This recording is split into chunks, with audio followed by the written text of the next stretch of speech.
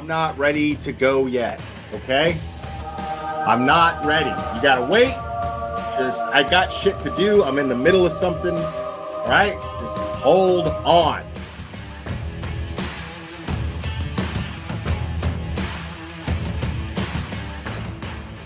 Watch your mouth or don't come in here. Uh-oh. Uh-oh. Oh, yeah, please, people, come on, we're adults here. You know what? What is the point? Yeah, we're adults here. I got a fucking Burger King fucking thing on my head. We're all fucking adults here, guys. People in my chat, 2 words. What are they? 2 words. Let me see the chat flood. Let me see the chat flood. 2 words. Okay, next caller. Please. Let's get into the meat and potatoes, which translate in American to dick and balls.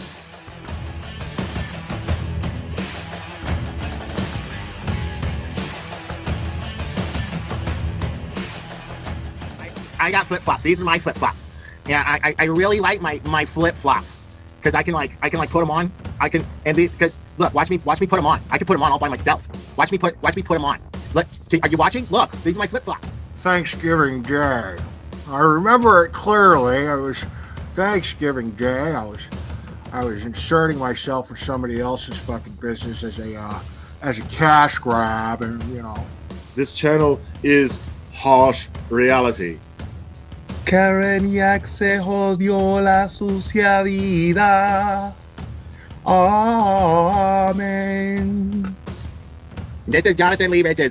I have cheeseburgers. I'm gonna put cheese on them. I'm gonna make sure that I have my hamburgers because I'm a big boy now and I can make the hamburgers. My mom lets me use the stove now.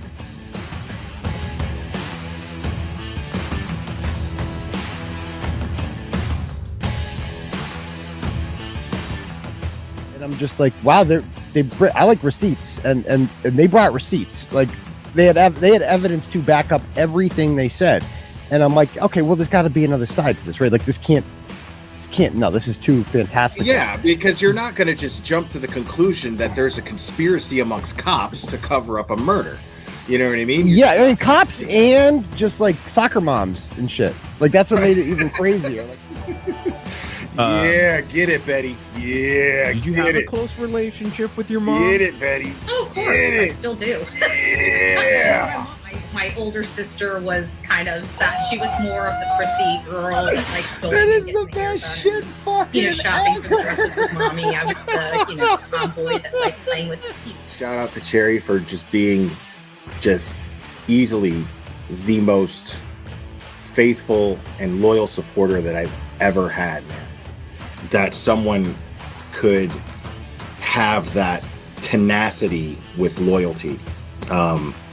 And I'm really blessed to have someone like Cherry be part of this channel and in my life. So it means a lot. And yes, I named him after Mr. T and Rocky. Say, woman. Say, woman. Say, woman. Since your old man ain't got no heart, why don't you come down to my apartment tonight and I'll show you a real man. Oh my God, I'm so in love with this little dude. Yeah, I'm gonna go ahead and wrap this one up. I love you guys very, very, very, very much. And we will do this again very soon, my friends. Oh, say bye. Say bye. Oh, I love you too. Give me a kiss. Oh, I love you. Bye, guys.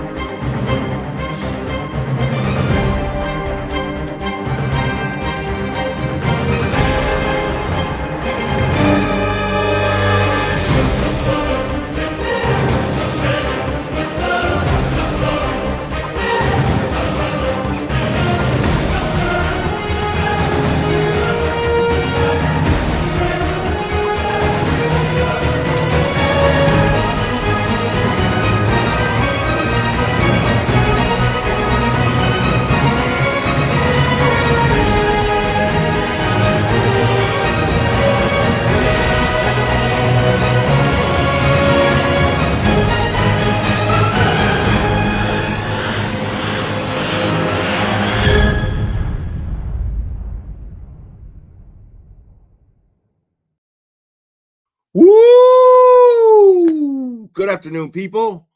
Oh my God, I missed you guys so much. Jeez. Woo.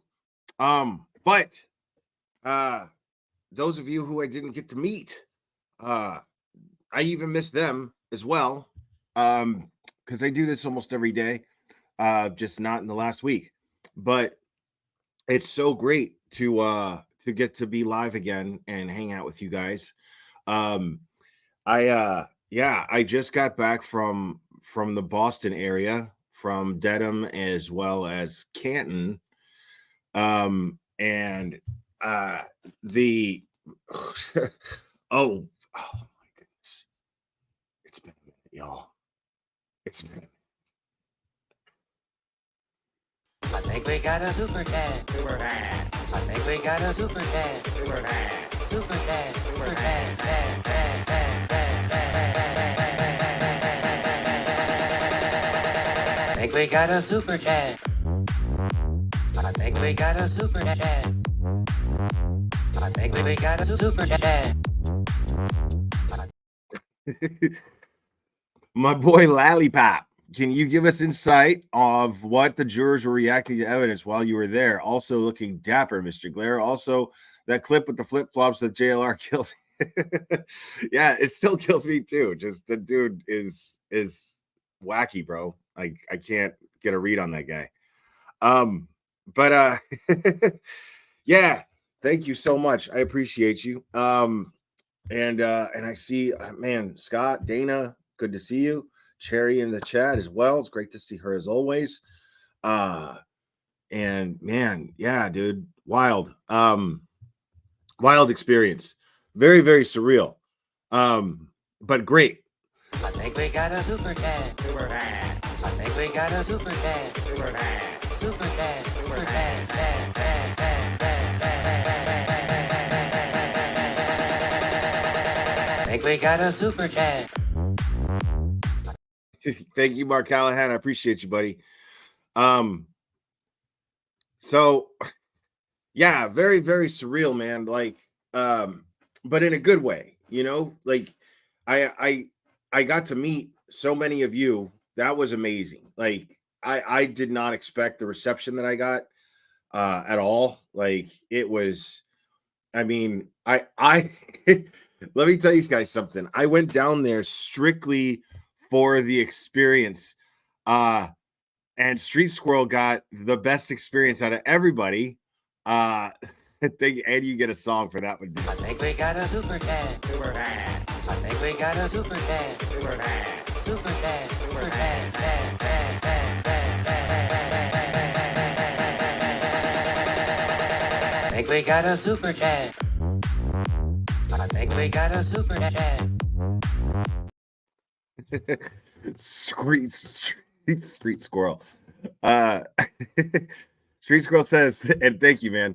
Hey, Will, good news. I'm fully recovered from the Lyme incident. Okay, so I'll add a little context to that in just a second. Thank you so much, my boy Lollipop. Can I add the comment I made about Jen being able to eat an apple through a letterbox? We have our post in our doors with a rectangular letterbox. Oh my God. Tom CPU, thank you so much, buddy. Will, thank you for visiting Boston. You're welcome anytime. We love you. Much love. Yes, Tom was incredibly hospitable, man. Thank you so much for all your hospitality and all your help, Tom, while I was there, and just your company. It was great. Chantel Caesar, thank you so much. Who wrote the song in your intro? Would love to download it and show the artist some love. It is in the description, the link. It's by a creator named JC Loring. I actually met someone who was best friends with him. He wanted to get out. I think he had to work or something, but I didn't get to meet him. And I was really hoping to meet him to thank him personally for making that song and letting me use it so much. Scott McGinnis, member for 7 months, heading to Birchmore standout. So happy you came. Yeah, hanging out with Scott was just super, super awesome. Dude is just such a cool dude. And he actually looks younger in person. Scott looks younger in person, like significantly. It's interesting. Shay44, thank you so much. I wish I knew you were coming. I live in Boston and would have taken time off to meet you. Thanks for the support. Free Karen Reed, justice for John O'Keefe. Yes, free Karen Reed, justice for John O'Keefe. Absolutely. Yeah, I didn't announce that I was coming. I definitely wanted to play that a little low key. And you know, I mean, yeah, I wanted to surprise the folks that were there at the courthouse, all the supporters. I wanted to surprise them because initially my plan was just to go down there and hang out with them. That was initially my plan. And I actually bought tickets. I booked everything, right? I booked everything like 3 weeks ago. And I booked it for the week that there was no court the entire week. So when I found out, I was like, fuck. So I had to like rebook everything. And so I've been planning this for a minute. And it wasn't easy keeping it quiet. Lori Ann, thank you so much, member, for 2 months. Wow, I missed you. I hope you you come back again. I most likely will. We'll talk about that in a minute. But I got to tell you, it was just amazing meeting all of you guys. You guys are just the coolest, nicest fucking people. And I was just so overwhelmed. I hope I didn't come off as a dick in any way, shape, or form. I was just so overwhelmed. There was so many. I've never had so many people want to take pictures.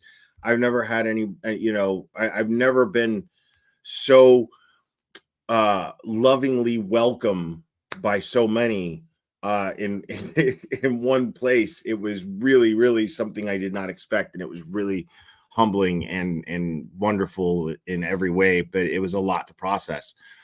So I was just kind of just smiling the whole time and just wow, you know, just really, really it was wild. And everybody was just so awesome, dude. Oh my goodness. I think we got a super dad. Super dad. I think we got a super dad. Super dad. Super dad. Super dad. Dad, dad, dad, dad, dad. I think we got a super dad.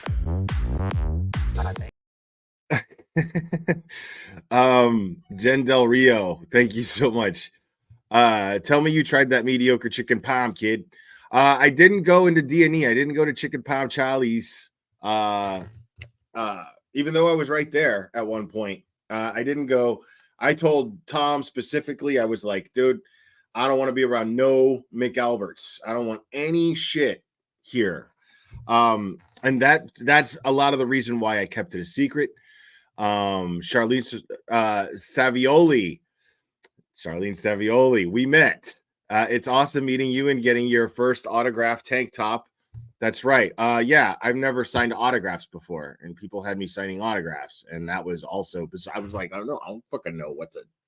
And then I just whatever my signature is, and just that's it. So, but it was really cool. It was really awesome. And Charlene was super sweet, super nice. Yeah, it was wild, man. Like the entire experience was fantastic. And you know, meeting Karen and her family, and meeting her legal team was awesome in its own right. Absolutely. And we're going to talk a lot about that actually, but meeting Karen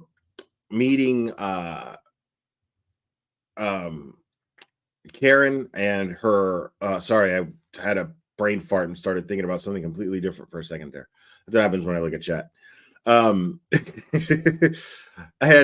yeah, meeting Karen and her family though, getting that vibe, because this is the thing is I've gotten to a point in my life after so much life experience, and I don't give a shit if you shut this down or deny it or don't believe it. That's fine. That's cool. I believe it, and I know it to be true, as a matter of fact. But you can feel if you listen for it and you keep an eye out on it, you can feel a vibe coming from people.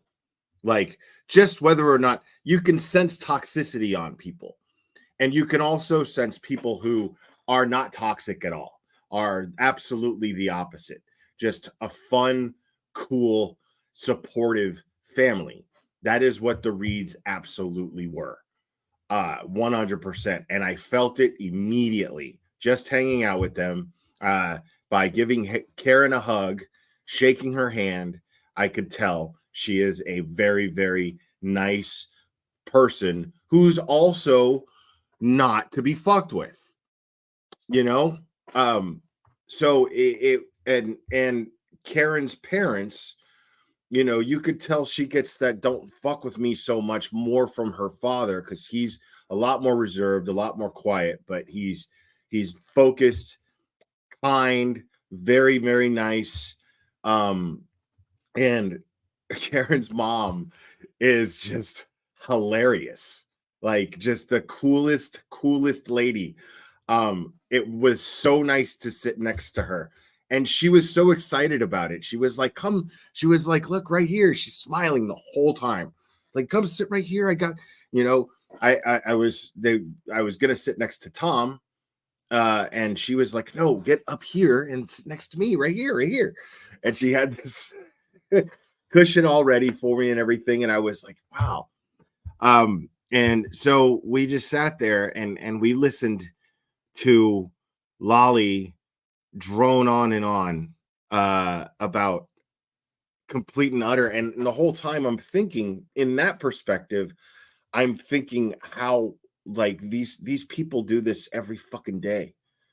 Every day they sit there and they listen to this farce. They sit through this fucking farce. Karen, her family, it's insane how patient and how, like, classy they are about it all, you know? I mean, some people will argue, well, Karen, no, she gloats and she was, well, fuck yeah. Dude, she's an innocent woman, a factually innocent woman being accused of murder. And nothing even indicates that she's guilty.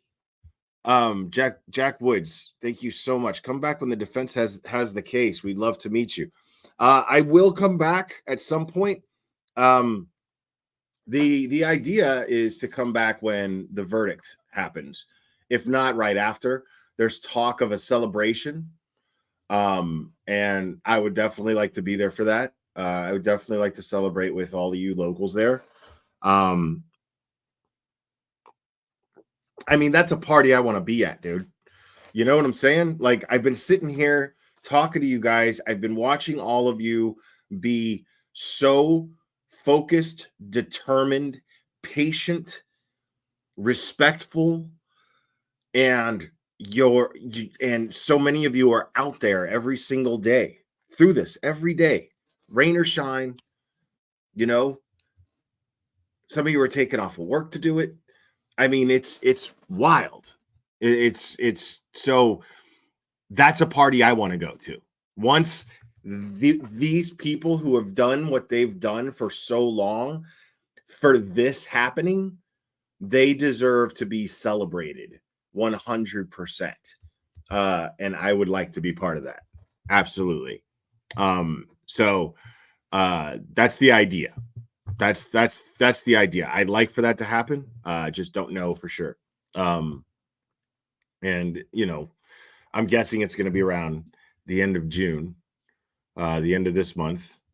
At least that's what Bev said in court. So we'll see.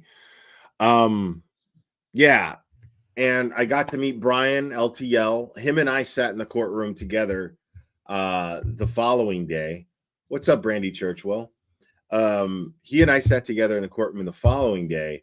And I was just like, because I was there the day before and seeing everything, you know, like getting to sit there and you know, and be like, check this out. Look at how different this is. And just before we sat down, they make you wait in another courtroom, in an empty courtroom. They make you wait in there for like a few minutes once you come in and you go through the metal detector, you just go through, you go and stand in this room. We all just kind of stood there, and this is where we make small talk. And I was talking to Karen a little bit about what was going on, and little small talk about things as though she was part of the chat, and discussing. I mean, the thing that I can guarantee you is that Karen Reed's family and her team, Becky, for 5 months. Thank you. The trolls we're so jealous. Yeah, idiots. Just a bunch of morons. I don't give a shit about them. So yeah, and that was the reason. That honestly, that was the other reason. I said earlier that there were two reasons, and then I lost my train of thought. And the other reason as to why I kept it a secret was because I just didn't want. I would have felt horrible if like Dolly or JLR or some other idiot who hates my guts would have shown up there.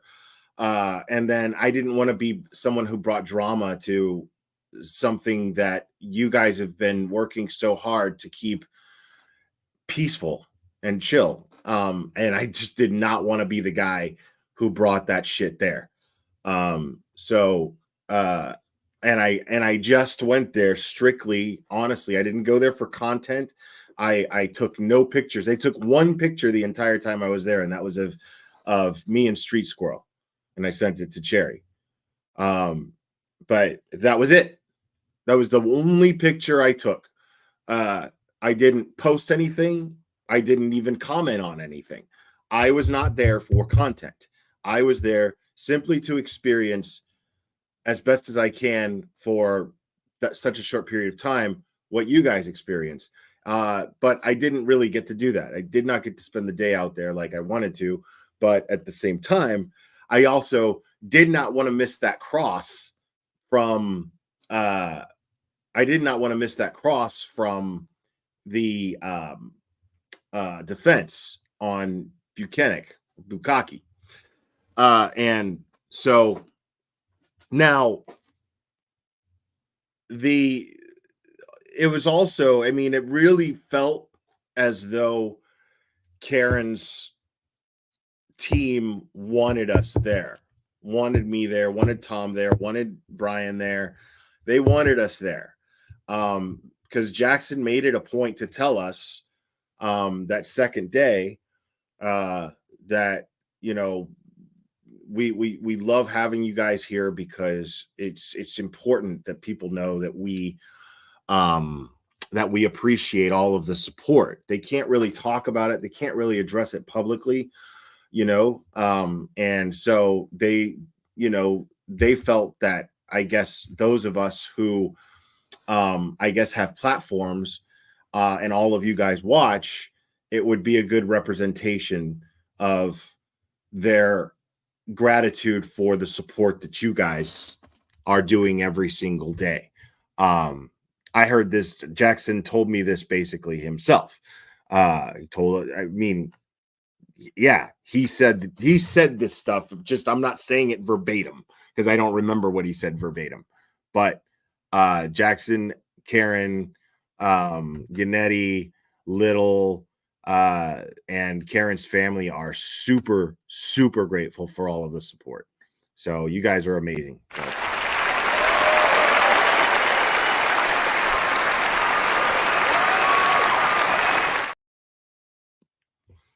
So, man, oh my goodness. How many of these? Okay, I missed a few because I was talking and I didn't want to lose my... Oh, yeah, I've seen that. Yeah. Hold on. I think we got a super chat. Super chat. I think we got a super chat. Super chat. Super chat. Super chat.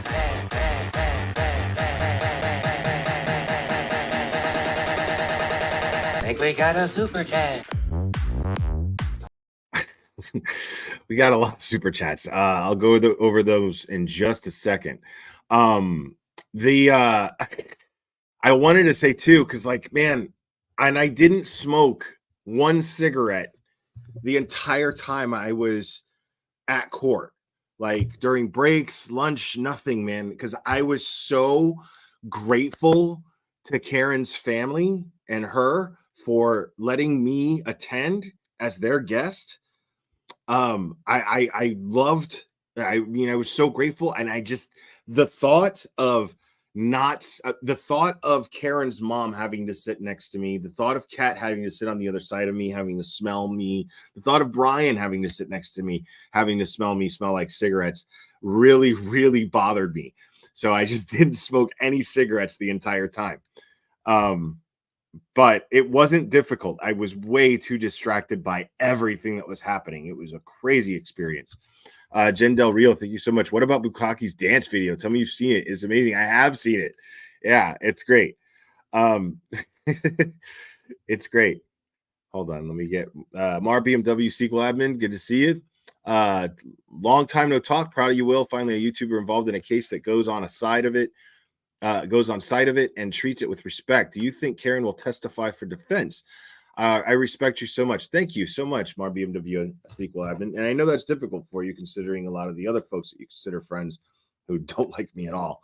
And you've always been very cool.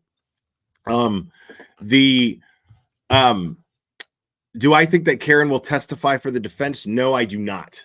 There's no need for her to. I mean, this was not discussed, but not in front of me.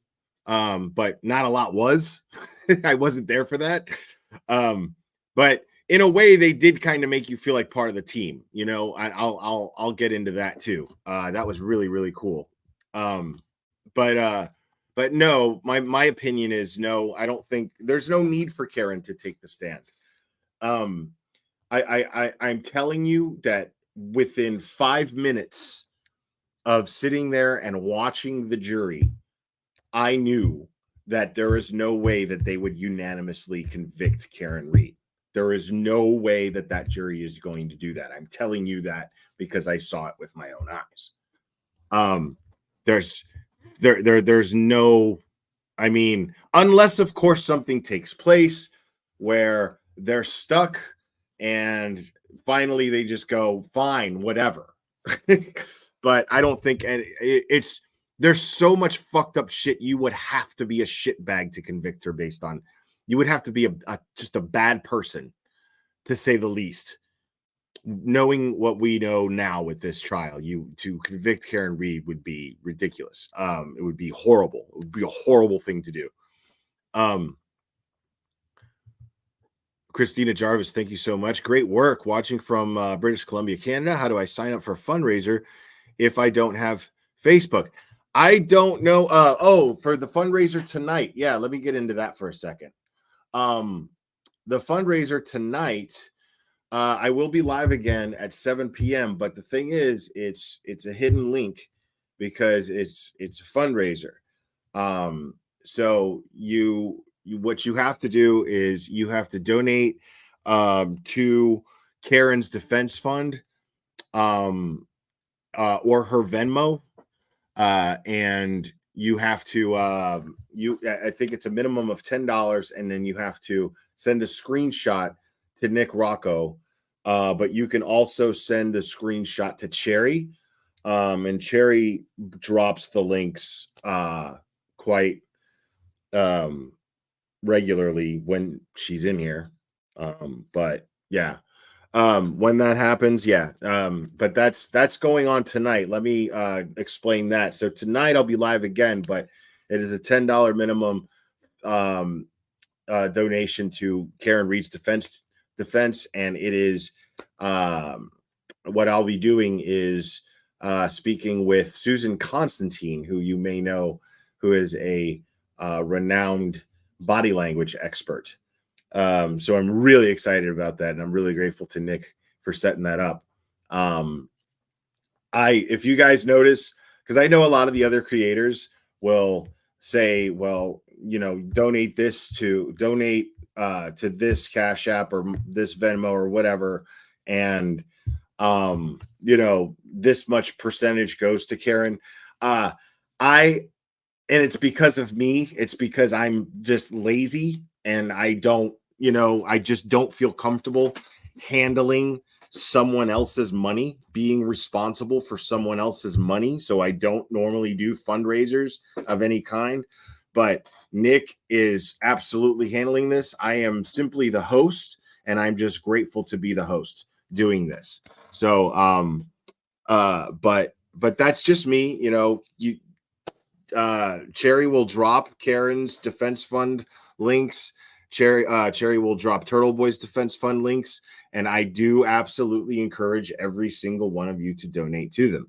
Absolutely 100%. But you have the option. If you want to donate to me, you can. If you want to donate to them, you can. You don't want to donate to both, you can. And if you don't want to donate to anybody, that's fine too. That is more than okay.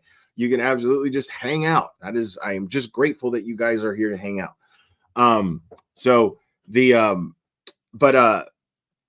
But yeah, this is going to be a fundraiser for Karen Reed's Defense Fund, strictly for that. As I understand it, like I said, it's a minimum $10. There's Cherry right there. She's dropping the link in the chat.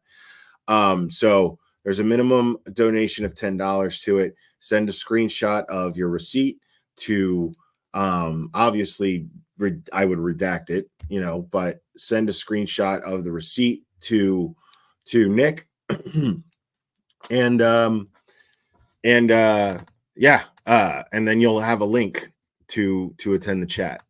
Diane, thank you so much. I missed the South Shore, Boston. It was so awesome seeing you there. Successful surprises. We missed you here though. Yeah, I'm sorry. Man, but I got to tell you, I miss you guys already too. I seriously do. Such a nice time. Everyone was so nice. Sassy Bartender, thank you. How about a happy birthday for me, Will? It was nice meeting at Waterfall. Please come back to Canton. Right on. Yes, it was very nice. The Waterfall is a nice place, man.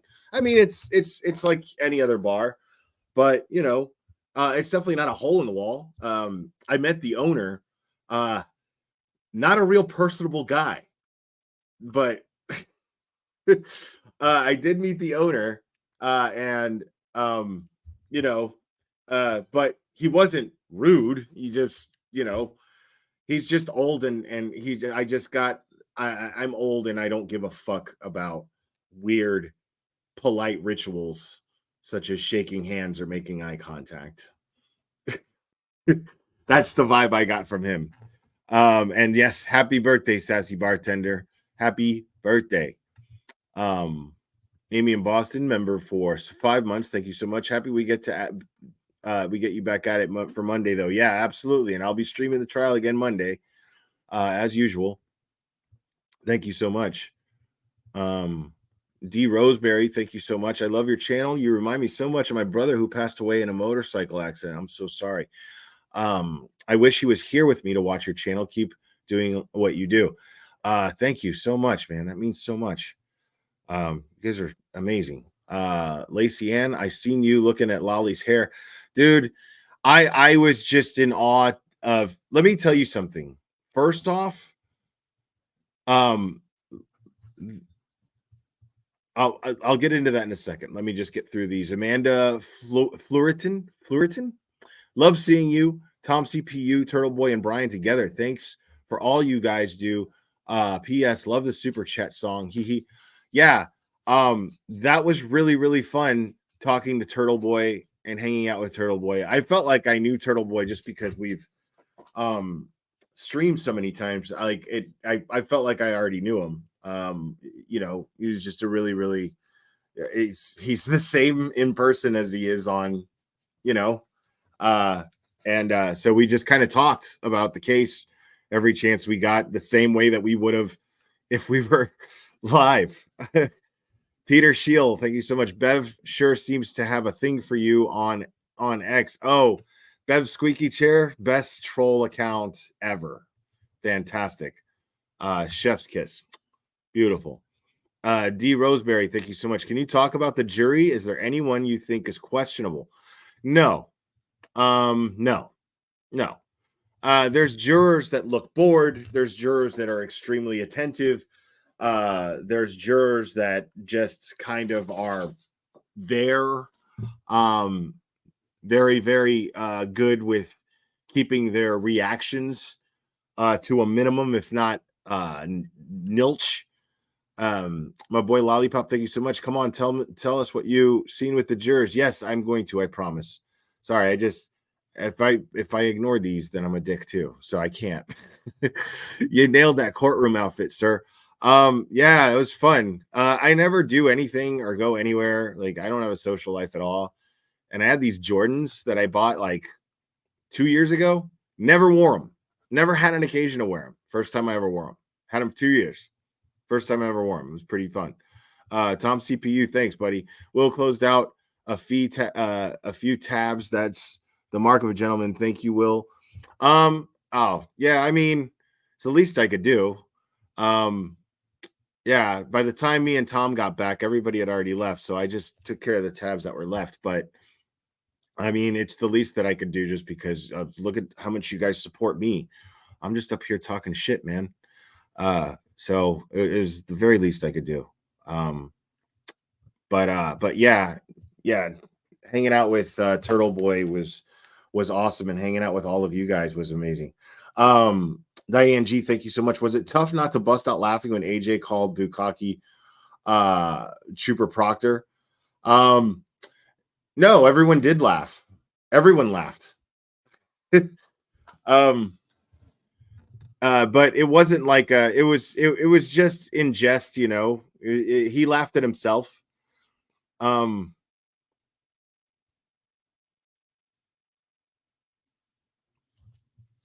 But yeah, man, I never felt more welcome anywhere. And like, even my hotel guy was like super cool. The front desk guy at the hotel was super, super cool. And he was like, Gina Gomez, thank you so much. Thanks for the coverage, man. Thank you so much. Thank you for watching, man. It's wild. I really appreciate it. I'm really glad you guys are enjoying the channel. I really am. The front desk guy at my hotel was really, really cool. He was funny. I went, I found a dispensary, and I went to the dispensary, and I got some flour, and I got some gummies, right? And so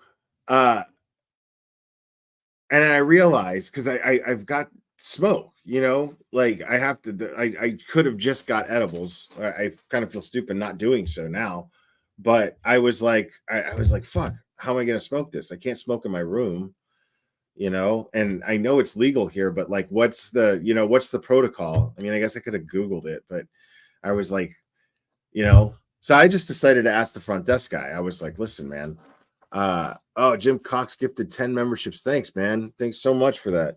Wow. Jim Cox, everybody. Congrats to all you guys who got memberships.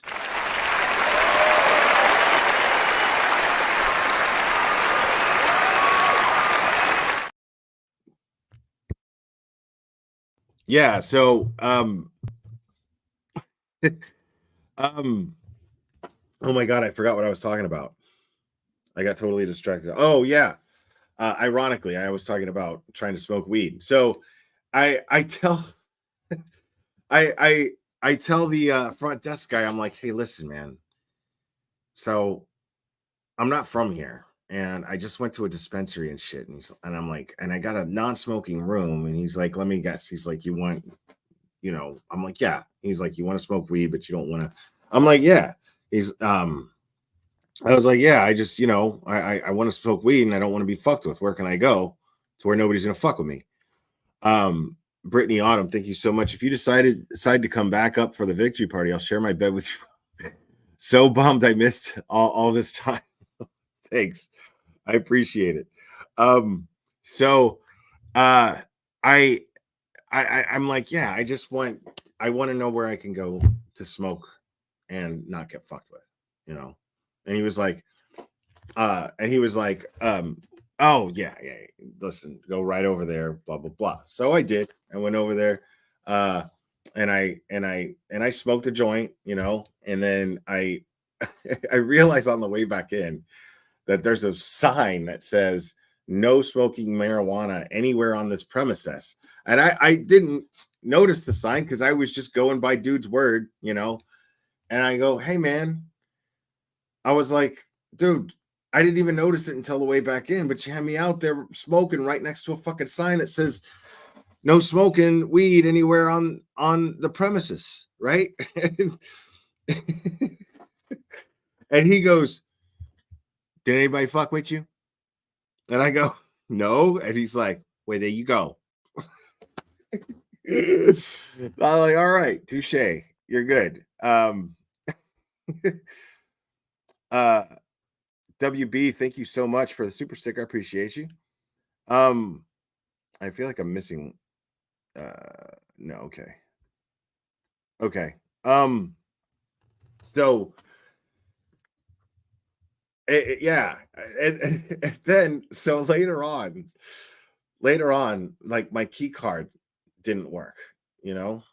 I came down to smoke again, and on the way back up, my key card didn't work, and I came back down, and I was barefooted when I went down to smoke, and then when I came back up, and I was like, hey man, my key card.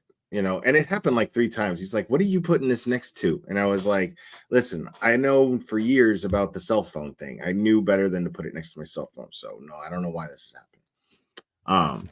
And then he's like, okay. And he's like, can you do me a favor though? Can you not walk through my lobby with your nasty ass bare feet, please? And I was like, yeah, I'm sorry about it. I live in Tennessee, and that's just what people do. They walk around barefoot pretty much everywhere.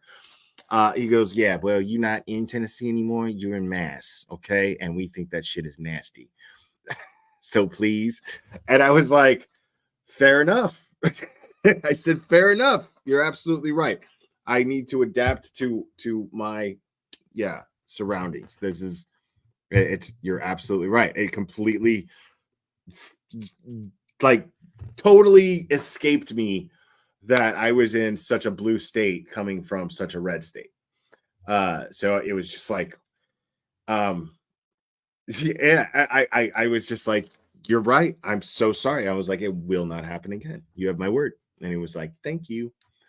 And so, I knew I wasn't going to get to smoke all my weed, so I gave him what was left over, which was, because earlier at one point he comes, he comes up out of his car, and then he sits down a little bit further down from me, and I'm smoking, and he's like, I guess we have the same mindset.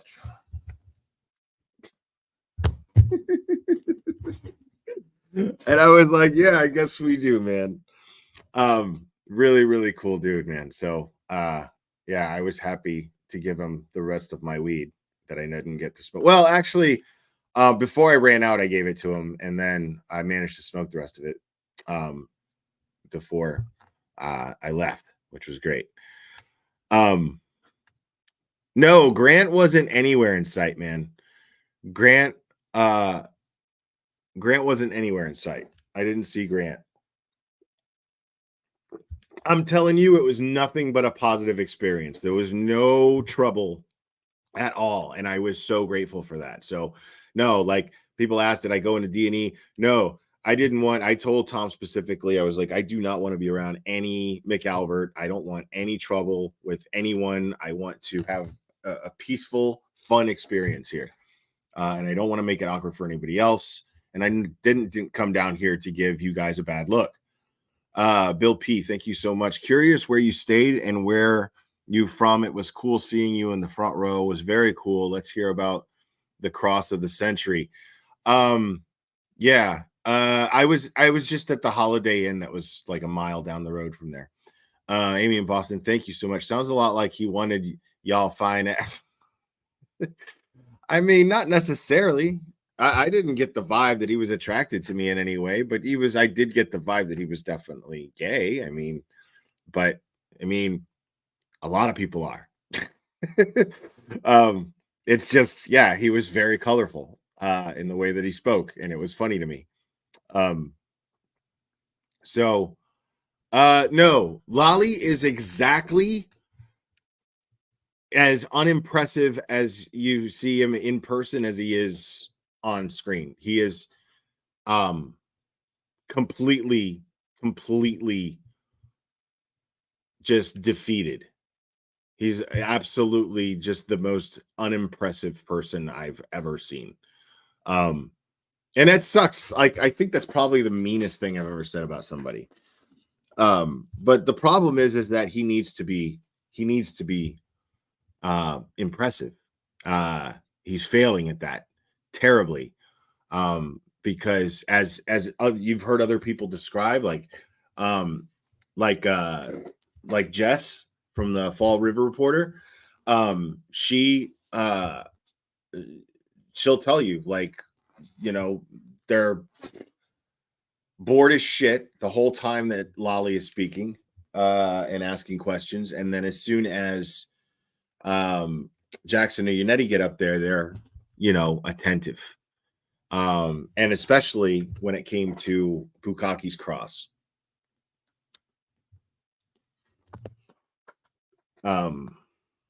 So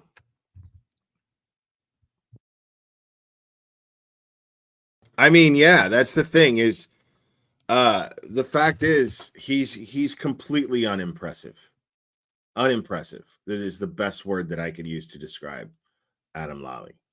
And you know, it's bad for his case. He does not, he has the worst posture of anyone I've ever seen. He will not stand up straight, you know.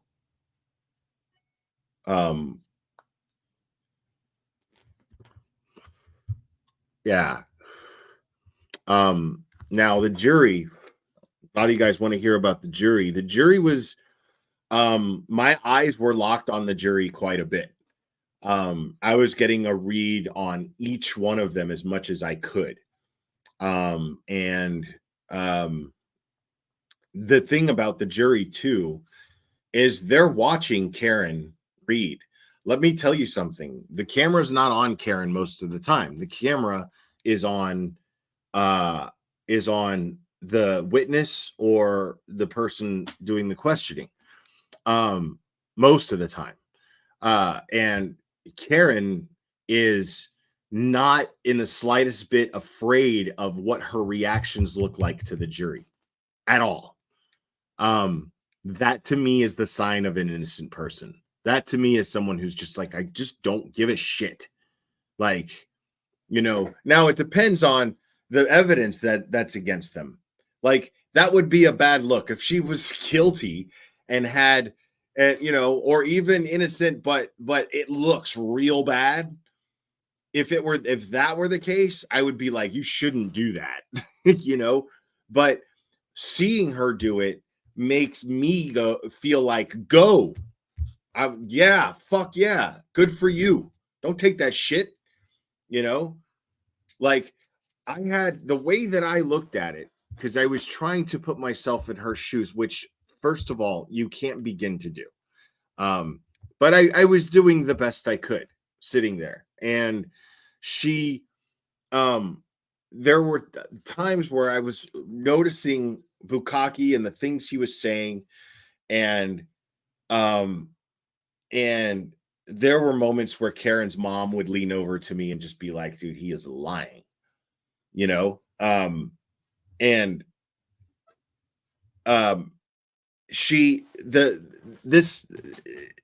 would look at, I noticed something because I was like, this is way different. This is way different than seeing this on YouTube or on the news, watching it on television. It's way different because I've got, where I was seated, I had Bev at my 12. Bev was at my 12 the entire time. and I would say that Bukaki, the witnesses were at my 3. So it was just like watching Bukaki. I was like, yeah, this is wild because, you know, I can't react, you know, like normally when I'm streaming the trial, I'm like, you know, fucking liar, you know, listen to this guy's fucking lying right now, blah, blah, blah. And I'll be like, how is that even a, you know, so I just react a lot. I couldn't do that in the courtroom, obviously. So, but one thing hit me was like, I can look these fuckers in the eye. Like they can see me looking them in the eye. And I know they watch my shit. If Karen's family enjoys this channel, I guarantee you that these people, these so-called witnesses, are watching too. And this dude knew who I was, and I was looking him dead in the eye, and it was just fascinating. And during sidebar, you know, it was just, yeah, it was fascinating to do that. And that dude, it's just like you're looking and you're like, this guy is just a straight fucking liar. And he doesn't care. Tooth Hurdy, thank you so much. What was the now infamous Karen mouthing words? You were right there and answered her. Was it no Proctor ever? And I am dying to know. Yes, that's exactly what she said. But that changed. Grant's pants, thank you so much. Drugs are bad. Grant does drugs. Drugs make Grant do desperate things for money. Grant talks on YouTube. Don't be Grant. Oh my God, Grant's pants, great. Thank you.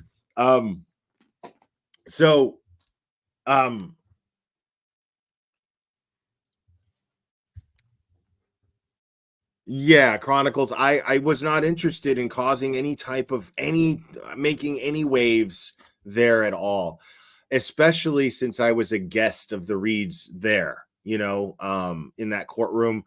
There was no fucking way that you were going to get me to be responsible for anything. Now, I mean, at worst, like there were moments where I was sitting there and Turtle Boy was up in the press part of the courtroom, and I kind of was hoping that there would be moments like where we just kind of react just silently, enough to get on Judge Bev's nerves, but not enough for her to say anything. You know, not enough for her to feel the need to interrupt and say something, but like just basically some like immature class clown shit where like if somebody says something full of shit, just look up at him and be like, what the fuck, you know? But here's the thing about Turtle Boy is the Turtle Boy that you see socially is the same as you see on his channel. That's absolutely him. But what you don't see is him actually focused and working. And I got to see that. Like, dude was completely engaged. And there was one day where he forgot his laptop and he was on his cell phone just tweeting the entire time. And he was basically saying that his tweets are basically like a journal for him. He just kind of, you know, but the dude is 100% focused on everything that's happening and being said in that courtroom. He's there to work. He's not there to fuck around. Oh, Jody just sent a Venmo. Thank you for that. Appreciate it. Yeah. The thing is I mean, you could. The thing is I could, like, if you hate Aiden, I mean, okay, but I could see that once if you hated him already, and then you see him actually being a journalist, like it's going to make you hate him even more because you have to respect him. You know, me, I don't feel negatively about this person in the slightest bit. I think he's a really cool dude. I think he's really fun. And you know, but I'm telling you what I saw was a completely different person that I had not seen yet. Now I know he's there because you read his articles and you read his tweets, and You know what I mean? You know the results that he has produced. So, but I didn't get to see it in action. I had not gotten to see that yet. And I'm telling you, he is 100% just focused, just driven in what he's doing. It's amazing. Really fascinating to watch. He belonged up there more than half of the reporters that I felt were even there. And thank you so much, Liz Reed. You were so nice. I appreciate you. It was great to see my family surrounded by you, Brian and Tom. Yeah. They were amazing. Your family, you and your family are amazing. Nina, thank you so much. New here. Question. Yannetti said in opening the plow driver was there at 2:30 and didn't see a body. Jen McCabe made her search at 2:27. This wouldn't make sense though, too, right? I'm just confused. Let's see.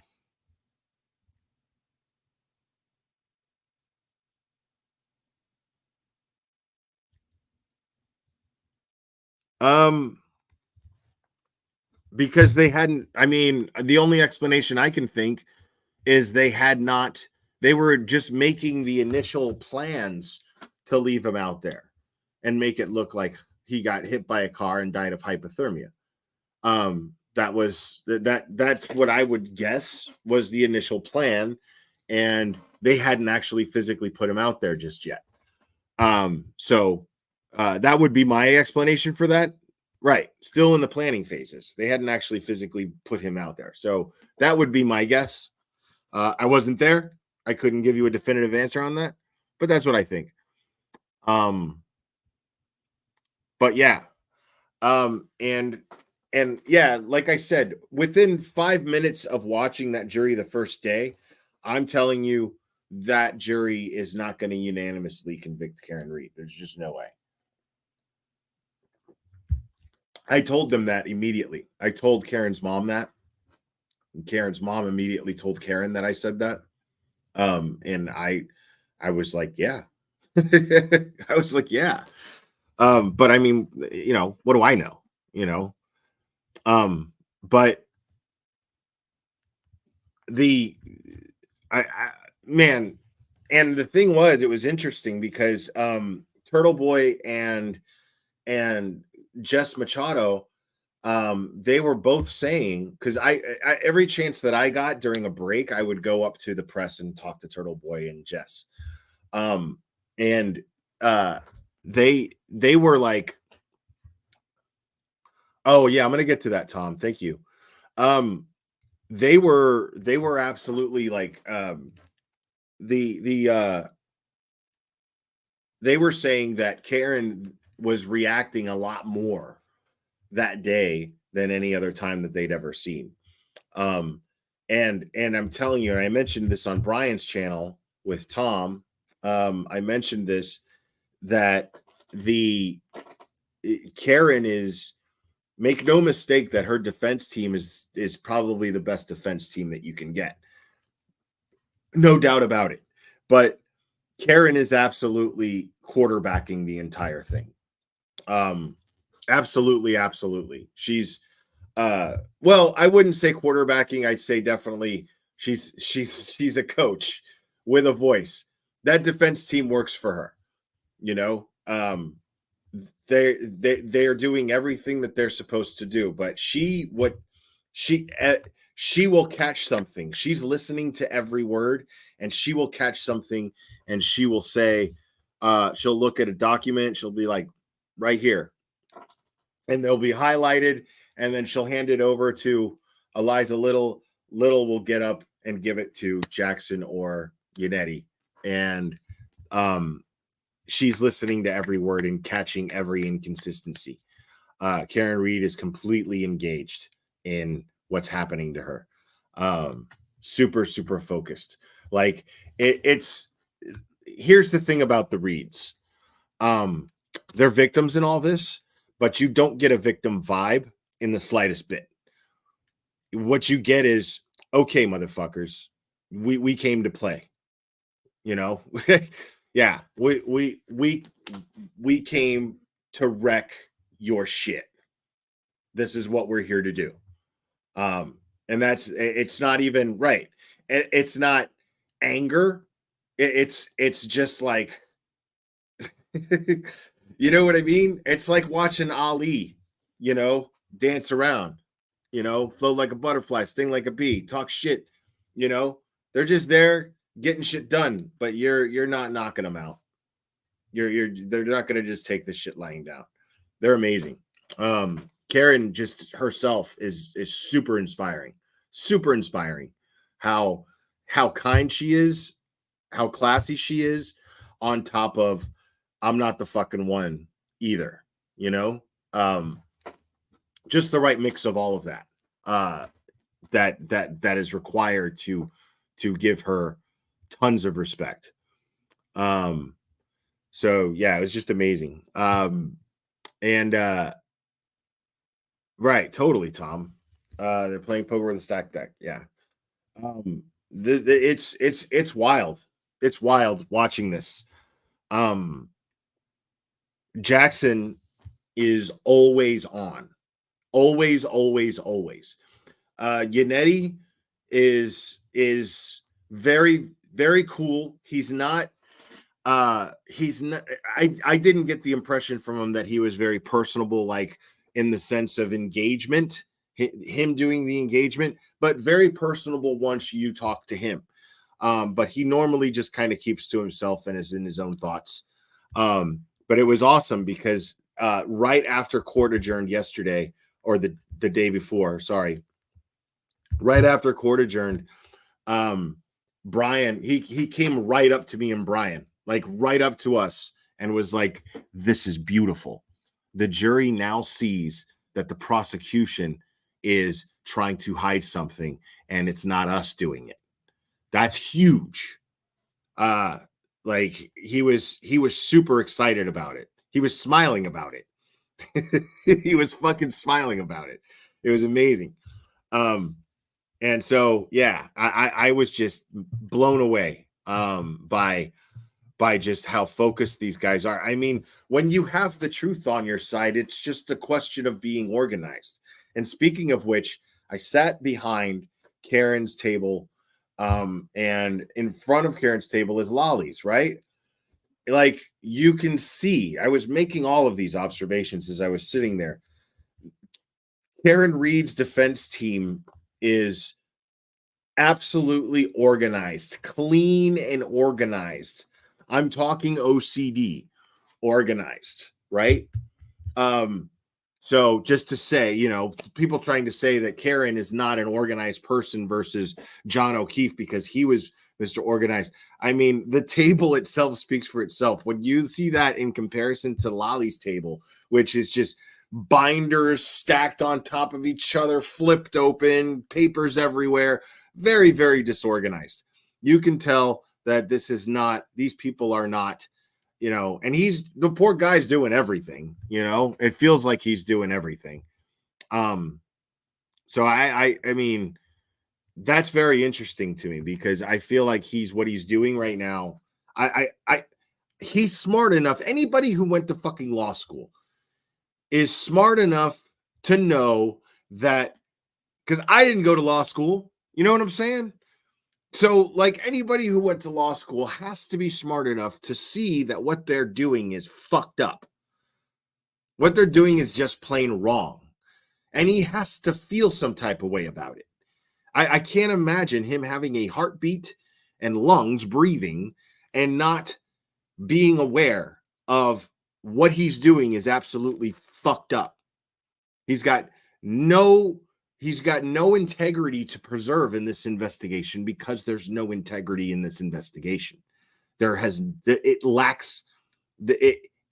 consistently lacks integrity. I talked to Jackson about this directly. We were walking back from lunch and we were walking into the courthouse, and I talked to him directly about this. And I asked him, I was like, what is this? I've never seen such an elaborate setup done so sloppy.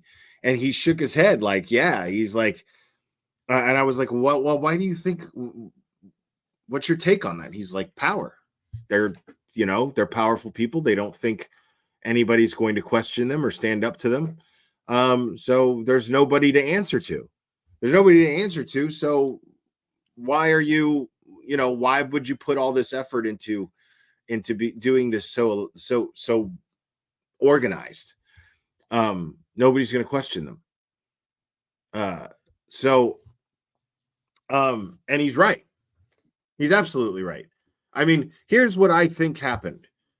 I don't know who killed John O'Keefe. I know it wasn't Karen, but I don't know who killed Officer John O'Keefe. I don't know. I know, but here's what I absolutely believe is when it came to the planning of it and the setting Karen up, I think that's why she mentioned or why she called back Officer Lank to tell him about Karen saying, I hit him. So what I think happened is they were discussing everything that took place. And they were like, well, okay, well, what can we do? Because I don't even think at 2:27, when she made the Google search, Karen was even a factor. Karen didn't become a factor until she was calling up Jen McCabe frantic. At 2:27 a.m., he was just a body to get rid of. They would just say, oh, well, he got hit by somebody. And then, Jen McCabe conveniently forgets that she says, did I hit him? So what they figure is, okay, he never even came into the house. This is how we plan this out. Brian Albert is sitting there, and I believe him to be the quarterback of all of it. He's going, okay, this is what's going to happen. Oh shit. What's up, Brian? Thank you, buddy. LTL Media. Nice meeting you, Will. I had a great time hanging out with you. Much respect. Coming up to the Bean and hanging out side by side with the Free Karen Reed supporters. Yeah, man. That was really fun. I had a great time, man. And thank you so much for all your hospitality, buddy. Seriously. You were great. I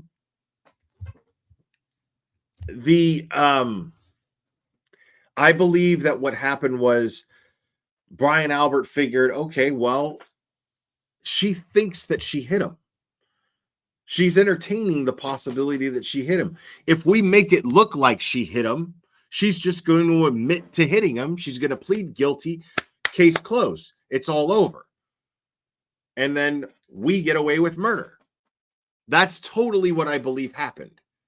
But then Karen sobered up, and she was like, wait a minute. No, that's not what happened. Nina Stanek, thank you so much. Any indication that Officer John O'Keefe had some incriminating info from his position, sex offender department against Albert Higgins, or is this sole speculation? I believe it to be sole speculation.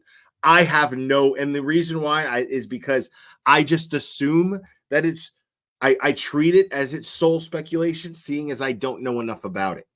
So if I don't have enough information on it, if I haven't done the digging into that, I'm not going to sit here and be like, yeah, that's totally, ooh, you know what I mean? I'm not going to even entertain that. I saw that this gentleman's family, who died of an accidental suicide, I believe it was. I could tell that they were genuinely crushed by this, sitting on that stand, and I'm not going to touch on that and talk about that. Until I know more. He's a good cop who lost his life, and I won't show him any less respect than John O'Keefe. Marie Martins, thank you so much. What did you think the jury felt when Jackson went to show the tire move and Lally objected like he didn't want the jury to see? Thank you. Yeah. Lally objected like he didn't. Lally objected. He goes, oh, I'm going to object to this, Your Honor, blah, blah, blah. But the thing is, I'm really glad you asked that, Marie. Thank you so much. I'm really glad you asked me that. Oh, Michelle, thank you for the Venmo. I appreciate you. I'm really glad that you asked me that, because the first thing that I did was look over to the jury. I know, yeah, Brian was sitting right there. We both immediately looked over to the jury when that tire moved on that screen. And I'm telling you that the jury reacted, visibly reacted. People who I hadn't seen reacted all the day before reacted to that. And it was like, it was a general this.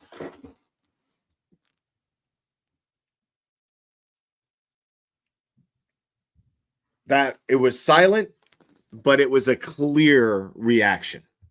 Like as if the perspective on this case entirely changed for them now. Because they've been sitting there and listening to weeks about a fucking taillight broken. They have been assuming and trying to see it as being broken on John O'Keefe. And at this point, they're doubting it. But now at this point, even though they're doubting it, now there's nothing but doubt. The taillight thing, it's gone. It doesn't matter. And now, especially since at the very end, which we'll probably go over and watch, but at the very end, the very end, they reveal that the video was flipped, that the video was inverted, and they had to deliberately do it. Jackie McGee, thank you so much for the super sticker. I appreciate you.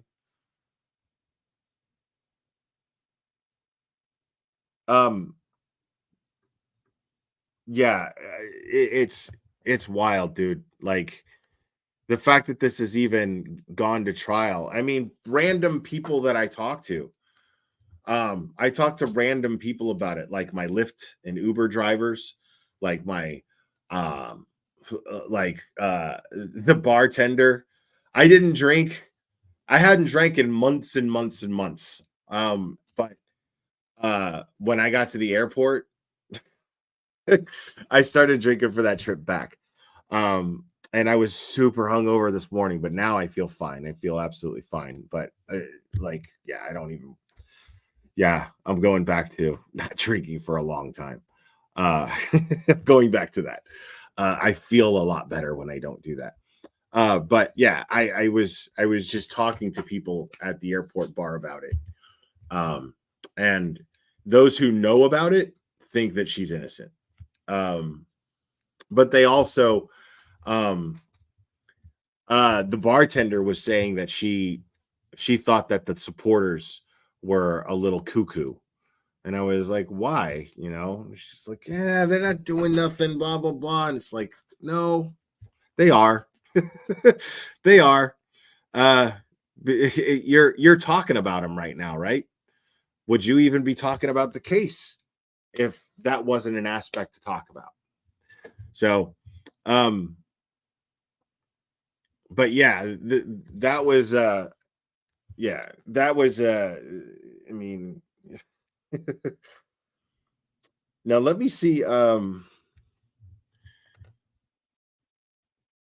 Let's see if we can pull that up real quick.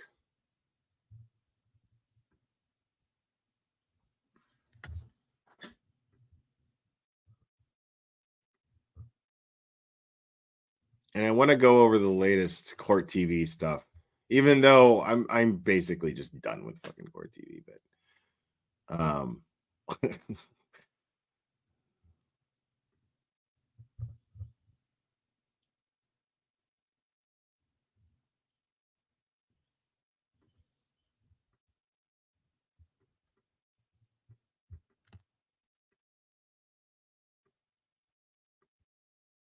Jesus Christ, why is this so difficult?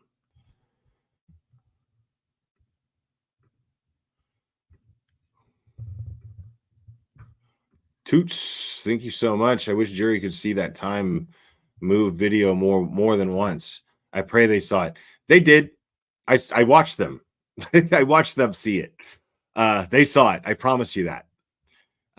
Thank you so much, Toots. What's up, Nick? Good to see you, buddy. Yeah, and again, guys, Nick is handling a fundraiser that I will be hosting this evening, 7 p.m. Eastern time, and I will have Susan Constantine on, who is a body language expert, a renowned behavioral expert. Lori Valerio, thank you so much for becoming a member. Appreciate it. And I appreciate all the stuff that's not super chats or whatever, like the behind the scenes stuff. I do appreciate it. I put this, if Cash App is your thing, so you could just scan the QR code right up here. But donate to Karen's defense fund instead. Do that. If you're thinking about doing that, because Karen's defense fund, you will get access to a live stream that I'll be doing with Susan Constantine tonight, which I'm really excited about. Jennifer D, thank you so much. Did you see Vinnie Politan rant how it's now a conspiracy with Lolly involved? Everyone sees the truth now. Yeah, real safe, buddy. I saw some of it. I saw some of it.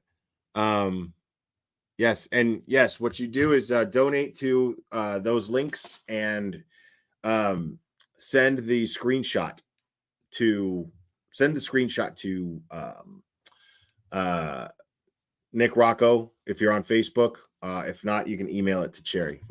I don't even know that address. It's like Outlook. It's okay. Send it to Cherry, he says. Outlook, something on Outlook, but I don't know what it is.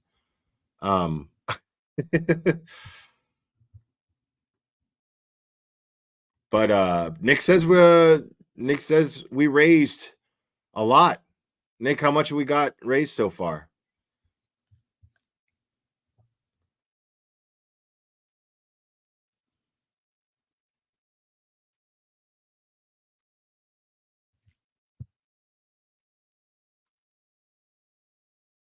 Oh, wow. Wow, that's a lot, man. Over $3,400, man. You guys are fantastic. You guys are amazing, dude. Seriously. Oh, they keep coming in by the minute, man. You guys are dope. Yeah, I'm excited about this. All right, so let's check this out. I haven't watched it yet. Because, I mean, it's early. God all freaking day. So.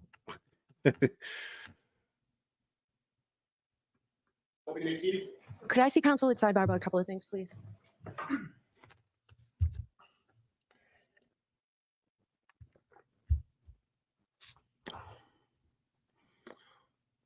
Oh, yeah.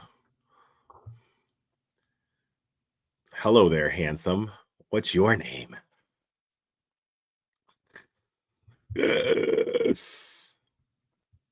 That shit is bizarre. I'm telling you. And it's funny because the courtroom from that angle, it looks exactly like it normally does, like in real life. It makes sense.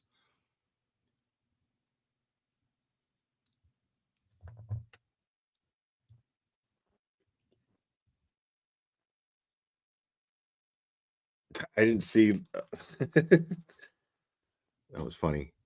No,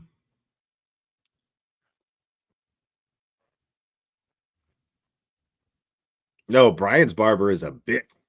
He bicks that sucker. Mine just looks bald because I have white hair.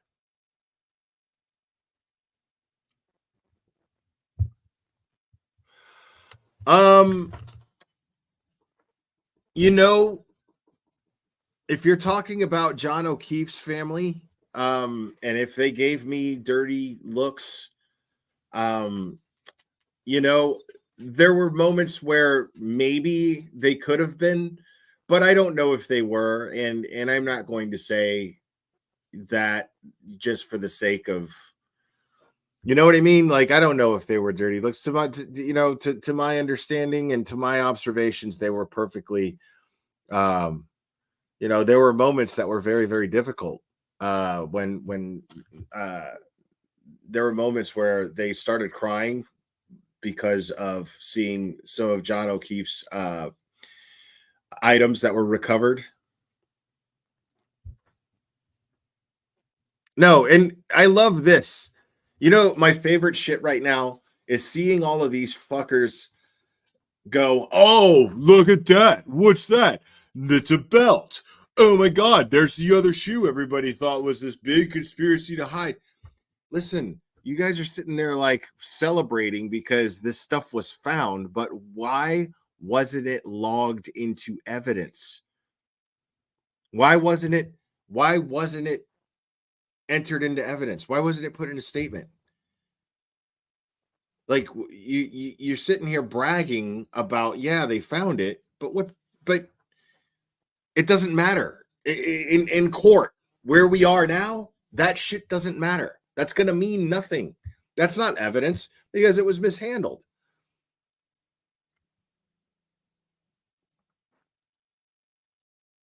Oh, dude, I don't even know, man. She has that specifically for you guys to contact us through, but Luna's mom 24, Will and Nick explain how to get access to the fundraiser stream to me like I am a 5-year-old, please. Okay, I'll do that. So what you have to do is donate $10 or more to Karen Reed's Defense Fund, the very public Karen Reed's Defense Fund. And I think she has a personal Venmo. I'm not sure. And if you send a screenshot of your payment, there Cherry is put there what to do. If you send a screenshot to your payment to Cherry _K69 at outlook.com, she will give you the link to access tonight's stream. You are unmuted. Pokey SD, thank you so much. Donated. Can't make the live. Can I watch on replay seeing Ringo's All-Star Band tonight? If you can read, it's on a conspiracy theory if it's true. Agreed. Yes, you can catch the replay. I'm going to keep it unpublished for probably about 2117, the Commonwealth versus Karen Reed. at least 24 hours, and then I'll make it public. Council and Ms. Reed. Good morning, viewers. We appreciate your patience. Giving us this time actually helps streamline things for us, and we appreciate that. I do have to ask you those 3 questions. Were you all able to follow the instructions and refrain from doing any independent research or investigation into this case? Were you also able to follow the instructions and refrain from discussing this case with anyone since we left yesterday? Did anyone happen to see, hear, or read anything about this case since we left yesterday? Thank you very much. Everybody answered those questions appropriately. Okay, can we have Sergeant Buchanan, please?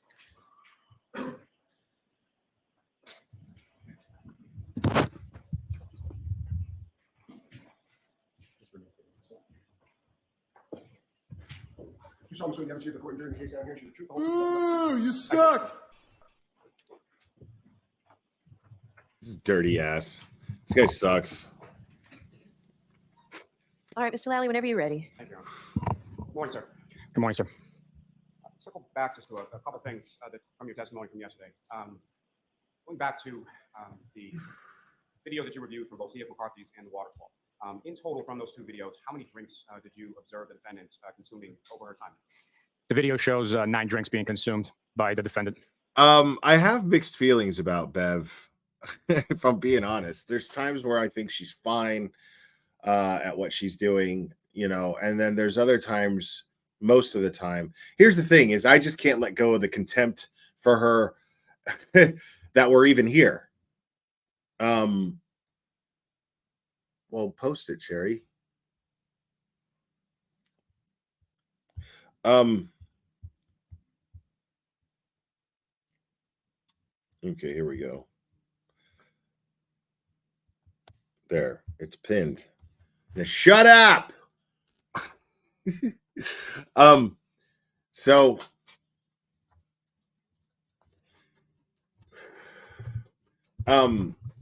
yeah, I no matter what, I don't think that I can let go of my contempt for her for even letting this farce happen.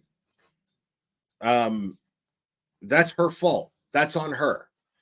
You know what I mean? Like she could have put a stop to it. She could have absolutely been like, you know what? I'm just not seeing enough evidence. And then she's saying that she is seeing enough evidence, you know? But I mean, despite all the evidence of a cover-up that she was already made aware of, you know, at least knowing that when the jury sees it, you're a judge. How do you not know that the jury's going to see this shit and they're going to go, what the fuck is this? So she had to know that. And so she made a bad decision by allowing this to go on. And I can't let go of that. And that's between when she arrives at CF McCarthy's until the time that she leaves the waterfall. Is that correct? That is correct. If I could turn your attention to the ring videos from One Meadows Avenue, Mr. O'Keefe's residence. From the videos that you observed, let me ask you first, as far as, you know how those cameras work as far as when they turn on and when they turn off? My understanding is that ring surveillance video is triggered to be recorded through motion. So if the camera detects motion, which is location, all those items were located on the grass portion of the yard near the flagpole at 34 Fairview Road. Okay, now let me talk about that real quick. So Tom was really nice enough to drive me over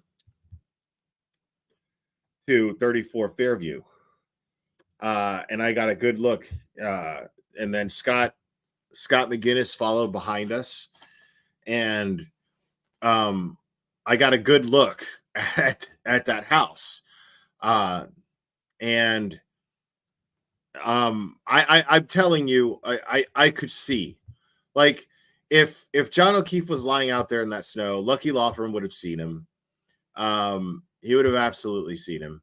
And if anybody who walked out of that house, if Karen would have hit John with her SUV at the time that the prosecution is saying she did, well then the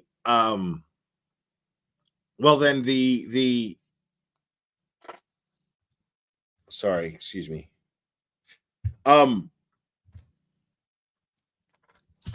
then there's no way that anybody, if like I said, if Karen, sorry, I lost my train of thought there for a second, but if Karen had hit John with her SUV at the time that the prosecution is trying to say that she did, then what you're looking at, I mean, there's no way that the people leaving the party at 34 Fairview didn't see John lying out there. There's just no way. It's not possible.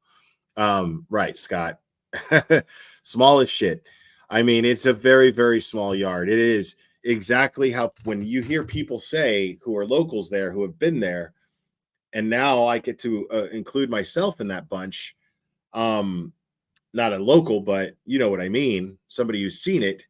I'm telling you that the pictures make it look much bigger than what the yard really is. So it's not, and it's also not physically possible for Karen to have picked up that kind of speed, and run John over, especially now that we know that Higgins' Jeep was parked there. It just couldn't have happened. It couldn't have happened.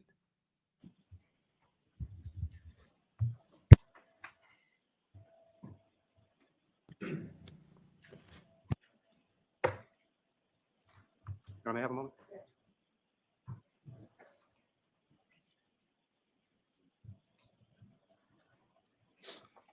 And Sergeant, I'm going to show you a series of photos, but I'm going to break this up a little bit. So, Mr. Lally, with your back to the jurors and the Right. air conditioning on, I'm sure they can't hear you. My apologies.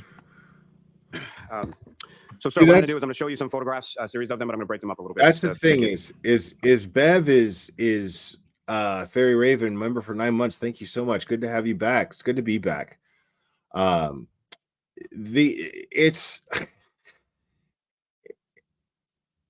That's when, I mean, because I'm getting the vibe that Bev is getting tired of Lally not being able to fucking speak up, and she's also getting tired of, I mean, you're only human. You know, you're sitting through hours and hours, days and days, weeks and weeks of this dude not presenting a case, just doing nothing of substance. See what I'm talking about? Look at the table, dude. It's cluttered. It's a mess. You know? And look, each one of them, they have boom, one binder, this, and then their notes that they're taking. Like that's all they're doing. What I'm going to do is I'm going to show you some photographs, a series of them, but I'm going to break them up a little bit just to make it Okay, sir. hopefully quicker.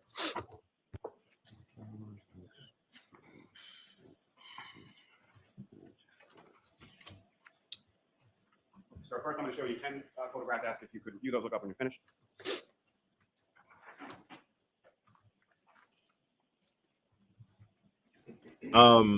And Annie from 10 to Life, she put out a new Serialously podcast episode on this trial. So I haven't listened to it yet, but I imagine that it's I'm telling you that Annie at this point thinks that Karen Reed is innocent, or that she's at least the victim of a cover-up.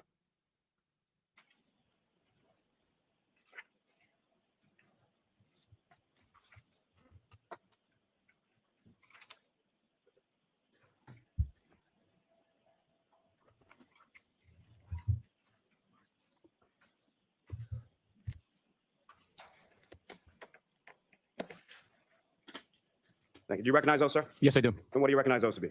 Those are photographs documented the items located at 34 Fairview Road on the grass as the snow receded through the melting temperatures that were revealed to be positioned in the grass. And what's contained in those photographs, is that a fair and accurate portrayal of what you observed on the front lawn area of 34 Fairview Road on February 3rd? Yes, it is. You want me to approach? Yes. I'm off to see if you do some Any objection, Mr. Jackson? No objection. Okay.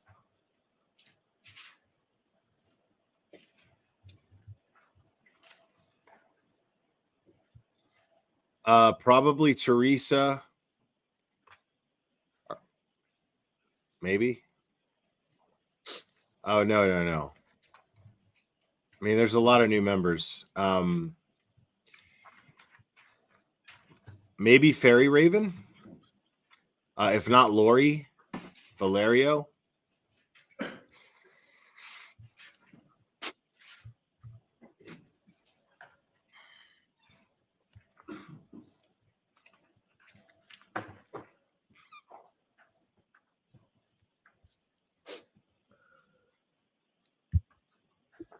Well, Dave's channel, let me explain a little bit. Because you're saying, oh, Annie came around. But the thing is I know Annie to be fair, and I know her to be very logical.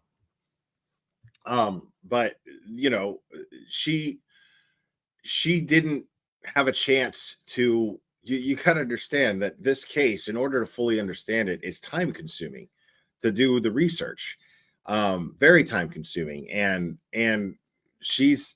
this is the only case that I talk about currently. You know what I mean? Like, she covers, she does a video on a different case almost every day. You know what I mean? She's also a mother of 2 small kids. She's a wife. You know, she runs one of the top true crime podcasts that's out there right now. And she has over 1 million subscribers on YouTube. She's busy. You know, so I don't blame her. So when we speak behind the scenes, I'm just like, just wait. Like, I'm telling you, look into it when you get a chance. And she will do that. And she has done that. And now she's like, okay, I see what the commotion is here. D. Rosenberry, thank you for becoming a member. I appreciate you. I mean, because again, it's like what I was saying to Turtle Boy, and you hear in the intro every time I go live. You know, you're not going to just jump to the conclusion that there's a conspiracy amongst cops to cover up the murder of another cop. Like, you're not gonna jump to that conclusion right away. You're gonna think that she was drunk and hit him. You know, like, that's just anybody would do that. That's naturally what anybody would do. Nobody's gonna think that this is, unless you're a local there and you know these people and you know what they're like. You're not gonna jump to that conclusion. You know, you're gonna be shocked through each thing that you discover going on and on. You're gonna go, what the fuck, really?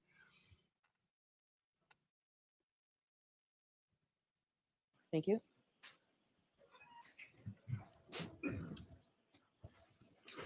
And Your Honor, with the court's permission, if I could just ask to publish some of these photos. Yes.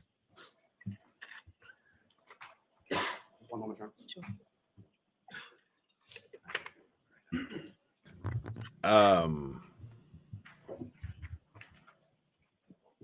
And Ms. Gilman, if I could start with photograph 7659.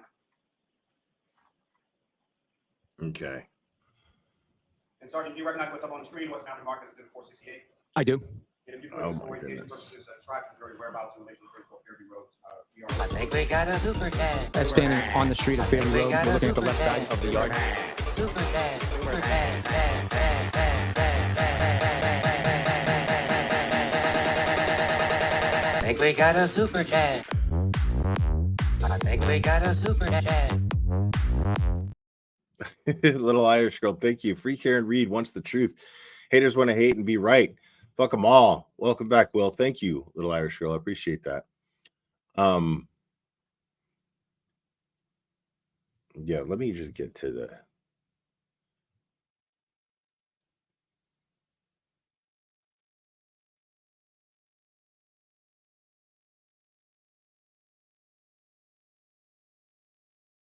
And, Your Honor, with court's permission, may the sergeant open the box? Yes. okay. Yeah. Yes, you do. Come here. Bubber. Come here.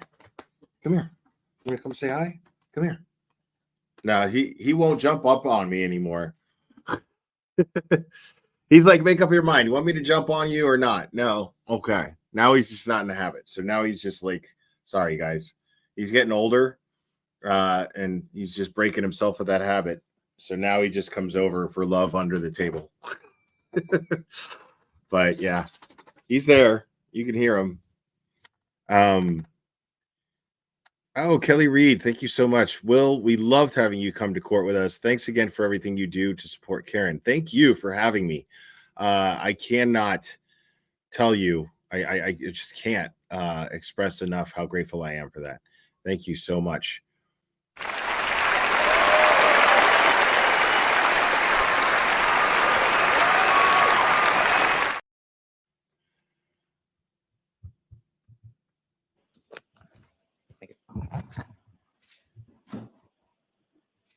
I mean, all of this is cross-contamination, Now, first of all. Sergeant, with regard to Look at items, he's touching his jacket after he puts the plastic gloves or glass on. that you recovered from 34 Fairview Road on February 3rd. If you could locate those items.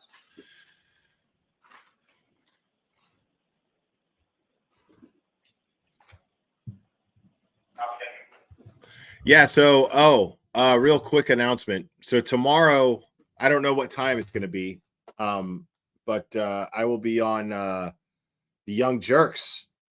I'll be on Young Jerks tomorrow. I'm not sure what time, whenever he sets it up, but tomorrow I'll be a very humble and excited guest on that show because I love Mike's channel. It's great.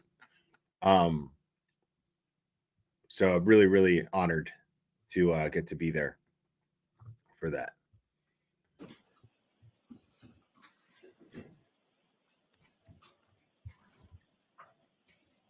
Okay. Oh, and Turtle Boy too. Right on. So 6 p.m. Eastern, guys. Me and Turtle Boy will be on the Young Jerks. And Sergeant, with respect to each of those bags, they contain items of evidentiary value, whether they be plastic or glass, that were recovered on February 3rd. Is that correct? That's correct. I'm sorry. How many bags in total do you have there for you? I have 3 bags, 2 containing broken glass and plastic, and a steering straw, a broken red plastic and clear plastic, and a bag containing 1 black Boston Police Department hat. Your Honor, Commonwealth to seek to introduce in minutes the next 3 exhibits. No objection. Okay. No particular order.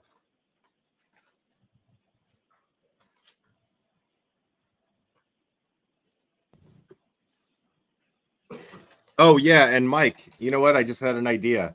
Prepare some Pearl Jam trivia for me. See if you can stump me, my friend. I'm feeling saucy. Thank you. Your Honor, with respect to what's now marked as Exhibit 537, with the court's permission, may the sergeant remove that item, the hat, from the bag and display for the jury. Yes.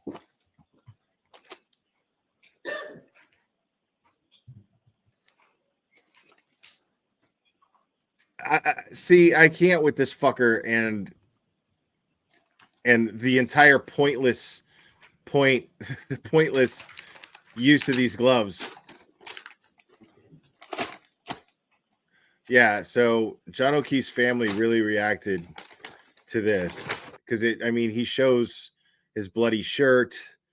You know, this is the AV guy right here. So I was sitting right behind him. I could see it better the first day, but I could see he's the one preparing all the videos and stuff for the defense. This guy's awesome. Really nice guy too. I do forget his name though, but he was a really, really cool guy. And he was and I mean, he had everything ready. He's always working on the next thing. You are unmuted. Little Irish girl. Thank you. Bukaki almost swallowed the mic. He was dying to pronounce his name. Yes.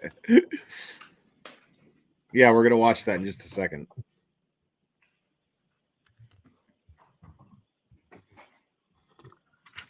So, Sergeant Mechanic, on January 16th, 2024, at some point in that day, did you meet with a Sergeant Gallerani of the Needham Police Department? I did. And who, if anyone else, well, let me ask you this, as far as any other troopers from your office? Yeah. There with, yourself and Sergeant Gallerani. I have been. From my proctor. You might be just joining, but I'll discuss the jury a little bit more. And what was the purpose of your meeting with Sergeant Gallerani and Trooper Proctor on that morning? Collection of our DNA. And was that something that you did voluntarily? Yes. And how was it that the sergeant collected your DNA? Through a buccal swab.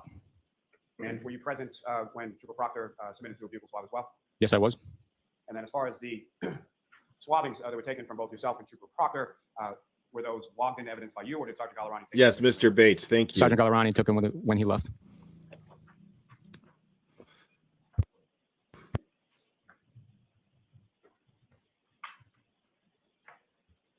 May I approach? Yes.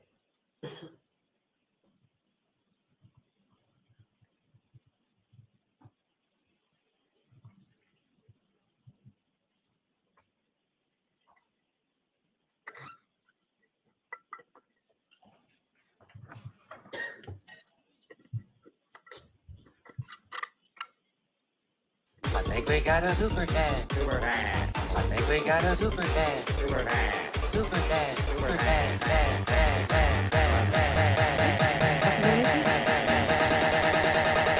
I think we got a super dad. I'm going to start with one of the latter things that you discussed. 230, thank you so much. Bukaki takes this so seriously after his testimony. He was at the Celtics game, boozing it up and taking photos. Unreal. I mean, yeah, fucking those Celtics tickets must be expensive too, man. Must be nice. Examination? Thank you.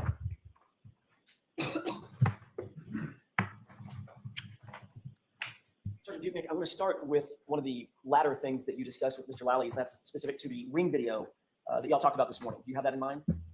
I do. The search warrant that produced, and just so we're clear, I'm talking about the specific ring video or series of videos that were associated with One Meadows, John O'Keefe's home. Okay. Okay. You didn't write the search warrant for those ring videos, did you?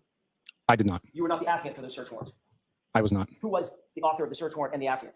It was Trooper Mike Proctor. Who received the actual ring video or videos from the Ring Corporation? It was Trooper Mike Proctor received it. And who ultimately either logged those into evidence or controlled those once they were received from the Ring Corporation? I believe it was Trooper Mike Proctor. And ultimately, Sergeant Butnick, you did note that in addition to just the physical videos themselves, that login information and login keystrokes, et cetera, were requested from the Ring Corporation as well, correct? There was discussion with Ring asking for those logs. I'll call it, is it correct to say an activity log?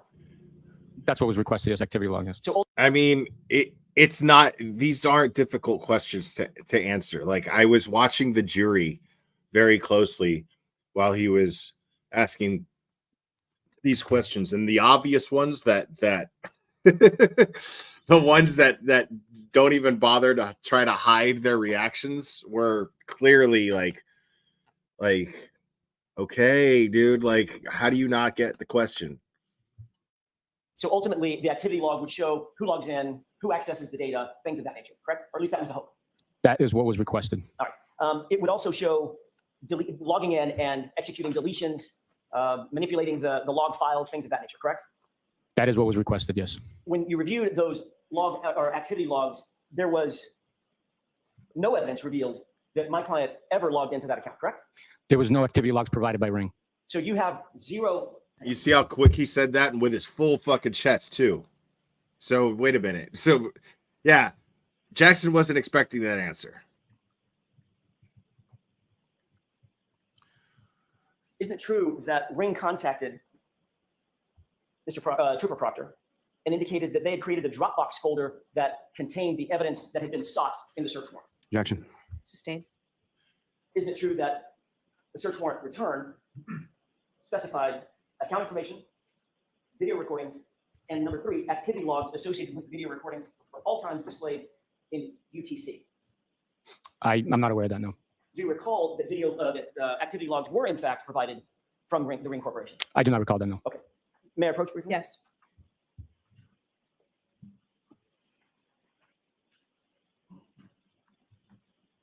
Take a look, Sergeant, at that paragraph with my fingers on it. It's like the 3rd paragraph down the middle of the page, and review that to yourself and let me know when you're finished. So at that point, To that, no. Recall the times in UTC. so this is where, at least one occasion, where Karen goes, right? You can't see it. It's not on camera. But Karen, basically, she just goes, Oh, Diane, thank you for the Venmo. I appreciate you. And then shows the document to Eliza Little, and Eliza Little highlights, or Karen highlighted it, handed it her to Eliza Little. Eliza Little handed it to Jackson, and Jackson is looking at it like, okay, this is how I'm going to ask my next question. I'm not aware of that, no. Do you recall that activity logs were in fact provided from the Ring Corporation? I do not recall that, no. Okay. May I approach briefly? Yes. Once he said that there was not Ring camera footage recovered or provided by Ring, Take a look, Sergeant, at that paragraph with my fingers on it. It's like the 3rd paragraph. Karen's the one who Okay, found that. and review that to yourself. So Karen found that and then handed it over to Eliza Little, who then handed it to Jackson. So that was basically an example of Karen being completely engaged and involved in her own case. Yourself and let me know when you're finished.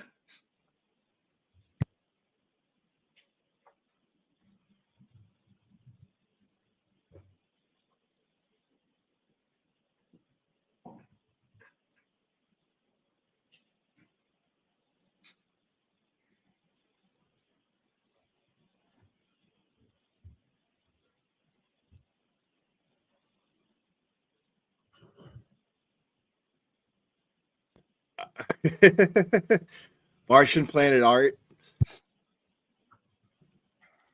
Yeah, he's the guy has to know what he's doing, man. Like, he has to know that what he's doing is fucked up. And thank you, Martian Planet Art. See, it doesn't take that long to read that, bro. It's like, are you serious right now, dude? Have you had an opportunity to review that? Yes. May I approach, Your Honor? Yes. Thank you. Does this refresh your recollection as to the items received from the Ring Corporation? That is the first time I saw that document, so it does not refresh my recollection. I simply read it. So do you have a recollection, as you sit here, that in fact, during the course of your investigation, the 3 items that you received from the Ring Corporation were the account information, the video recordings, and, quote, activity logs associated with the video recordings, all times displayed in UTC? To the extent of its availability, as it says in that document. Okay. The long and short of it is... So he's being very combative right now.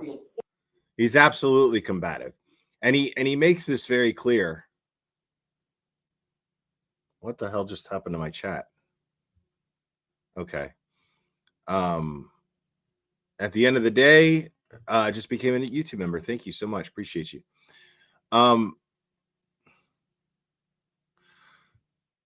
Okay, so Cherry says the donation page is just busy. Just keep trying.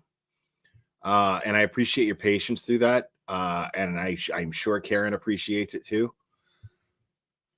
That investigation never revealed any evidence whatsoever that my client ever even accessed the account information for the Ring account associated with the search warrant. Correct? Nothing provided by Ring proved or suggested or proved any evidence of that type of Oh, activity. yeah. I forgot. I forgot to mention, this is how my brain works. So earlier I was talking about, because Street Squirrel was in the chat and he talked about how he's recovered. Someone was talking to me and I had ordered a club soda and a lime. And I took the lime and I was squeezing it, and I was trying to make sure that I wasn't squeezing it at the person who was talking to me. But Street Squirrel was at my 4 o'clock, and I guess and he's like, dude, you got me right in the eye with so I accidentally squirted Street Squirrel in the eye with with my lime, and I feel really bad about that. Oh my god. Yeah, so yeah, I'm really sorry, man. Both eyes, huh? I got both eyes. Did I I'm trying not to be proud of myself since I got both eyes, but here's how it's because it genuinely was an absolute accident. It was totally an accident, and I feel really bad about it. I do, regardless of my laughter. I do feel bad. Really, no. Trooper Proctor, you were notified. I'm not Trooper Proctor. I'm sorry. No, you're not. Sergeant Nope. Buchanan. Sergeant Buchanan. How do I say it? Buchanan. I'll give that a shot. It's fine. Buchanan? Yes. Is that better? That's better. Thank you. So I feel like Jackson's fucking with him. I feel like Jackson was trying to get him to say Bukkake, like just kind of Freudian, like plant the shit in his head. You know what I mean? Like you can't pronounce the name, and then the word Bukkake comes to mind, and he was hoping that it would slip and get him to say Bukkake himself. I don't know if that's true, but I like to tell myself that. The thought makes me happy. Because it's not a difficult name to say, you know, like at first when you're reading it, of course, but once somebody tells you how it's pronounced, it's easy. Buchanan. I got it right after a while, you know. I like really looked at it and I was just like, okay, the H throws you off, but it's Buchanan. It's not that difficult, and Jackson was fucking with him. And he knows it. He knows it. He wants this guy to get mad. Yeah, please. On January 29th, you were notified about a Boston police officer found gravely injured outside the home of 34 Fairview at about 6:40 in the morning. Was that your testimony? That is not. What time were you notified? I was not notified it was a Boston police officer. So you didn't have that information upon the first notification?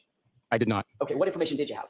There was a male party in the snowbank, possibly of a heart attack. At what point did you learn that the individual was, in fact, a sworn Boston police officer?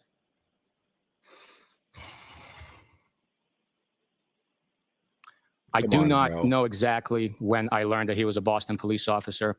I think it was during that day or the following day? It was most likely that day, either. Yeah. Fair enough. How do you not know that?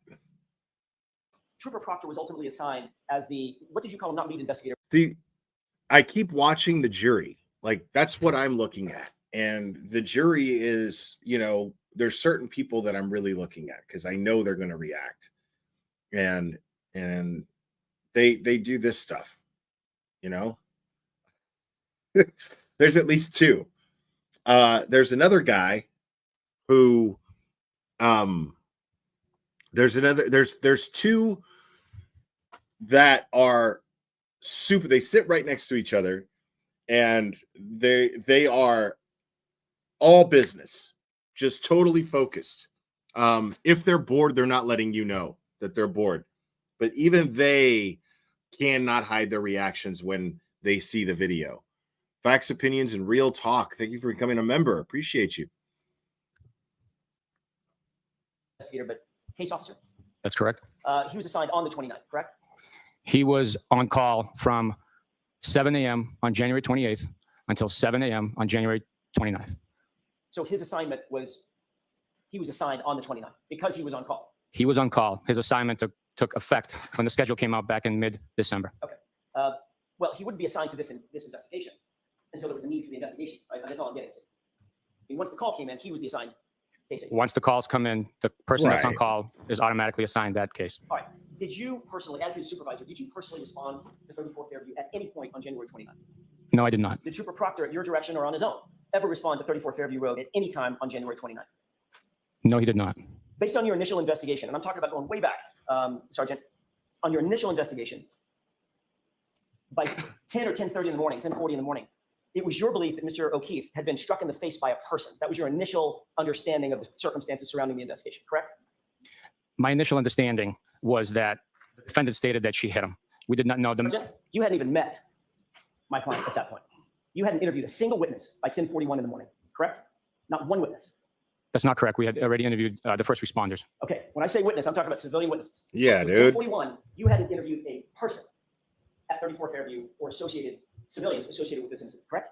At that point, no civilians have been interviewed now. But at 10:41, Sergeant, you contacted Good Samaritan Hospital to inform. Like when you see that right there, he's deliberately avoiding.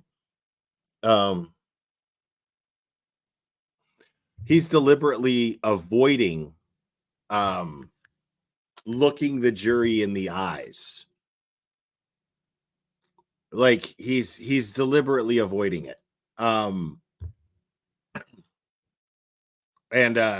But you could see that he is, you know, you could see that he's trying to use what he's trained to do, which is address the jury when he talks. That's what you're supposed to do, address the jury. But you could tell that he's very quick to be defensive.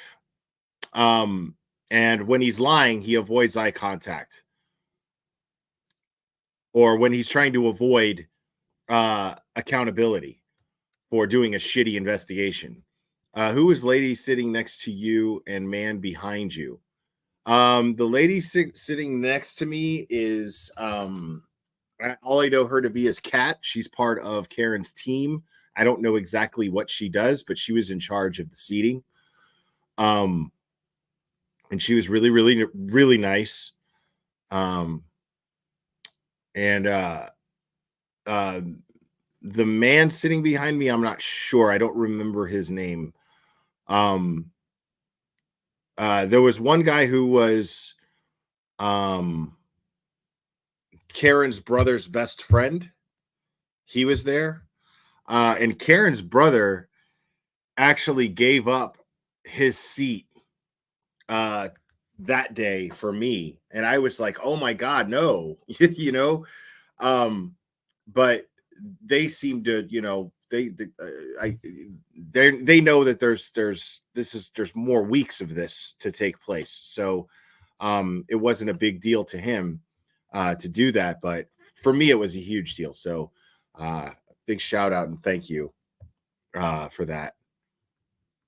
Inform them that, quote, Mr. O'Keefe was struck in the face with a cocktail glass, end quote, correct? I do not recall contacting Good Samaritan Hospital. May I approach? Yes.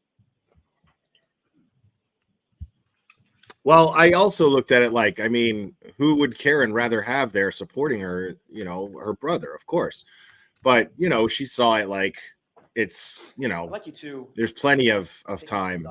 She wanted us to experience to the second page, the courtroom paragraph where it's tabbed. cross-examination. She wanted us there for that.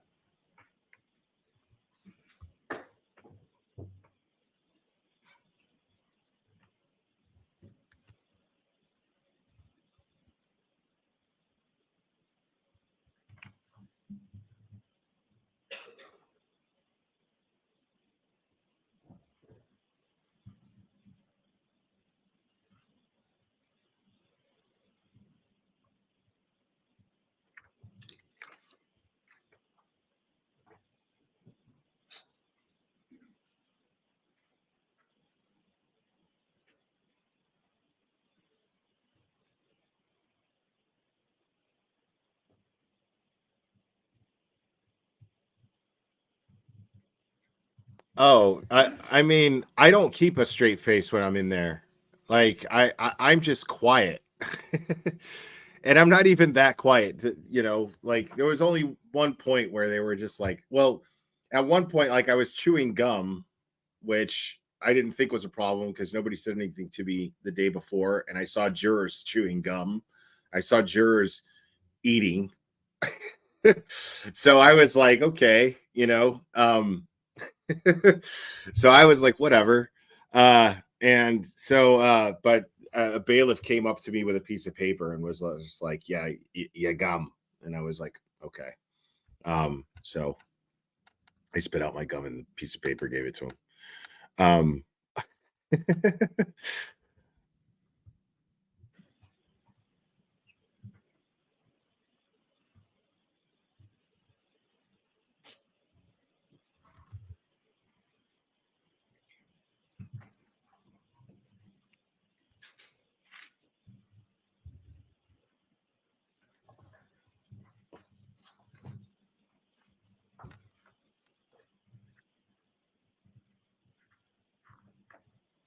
Yeah, he does, right? Looks like a fucking Russian mobster. Like that guy strips down and you see nothing but these crazy ass tattoos and like nautical stars on his elbow and shit, or on his thigh.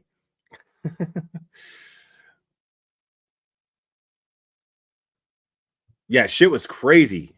Yeah, wait till we get to that. Nancy, member for 4 months. Thank you. Does Karen go to court while the jury deliberates? I don't know. I would imagine so, because the jury could be at any time. Thank you. I have seen it. Y'all ain't right. Thank you. We have you seen the Yuri Dances video? Yes, I have. I have seen it. It's it's quite entertaining. Yes. Thank you, sir. Having reviewed this, does this refresh your recollection that you contacted Good Samaritan Hospital and gave them an assessment, at least based on your investigation at that time? That is not true. What did you say to Good Samaritan Hospital? I never spoke to Good Samaritan Hospital. That document is from the medical examiner's office. I'm not asking you where the document is from. I'm asking you if the document says Trooper Yuri Buchanan called back at 10:41 stating the case is now being treated as a suspicion. The objection sustained. Did you call back to Good Samaritan Hospital and say that the investigation was being treated as a suspicious due to a domestic situation? Did you say that? Yeah. I never spoke to Good Samaritan Hospital. Yeah, like, dude, I was looking this dude dead in the eye when he was doing that. You know, like I was like, dude. I was sitting there just shaking my head looking at this fucker as he's like trying to bully Alan Jackson because Alan Jackson is having trouble putting out the question.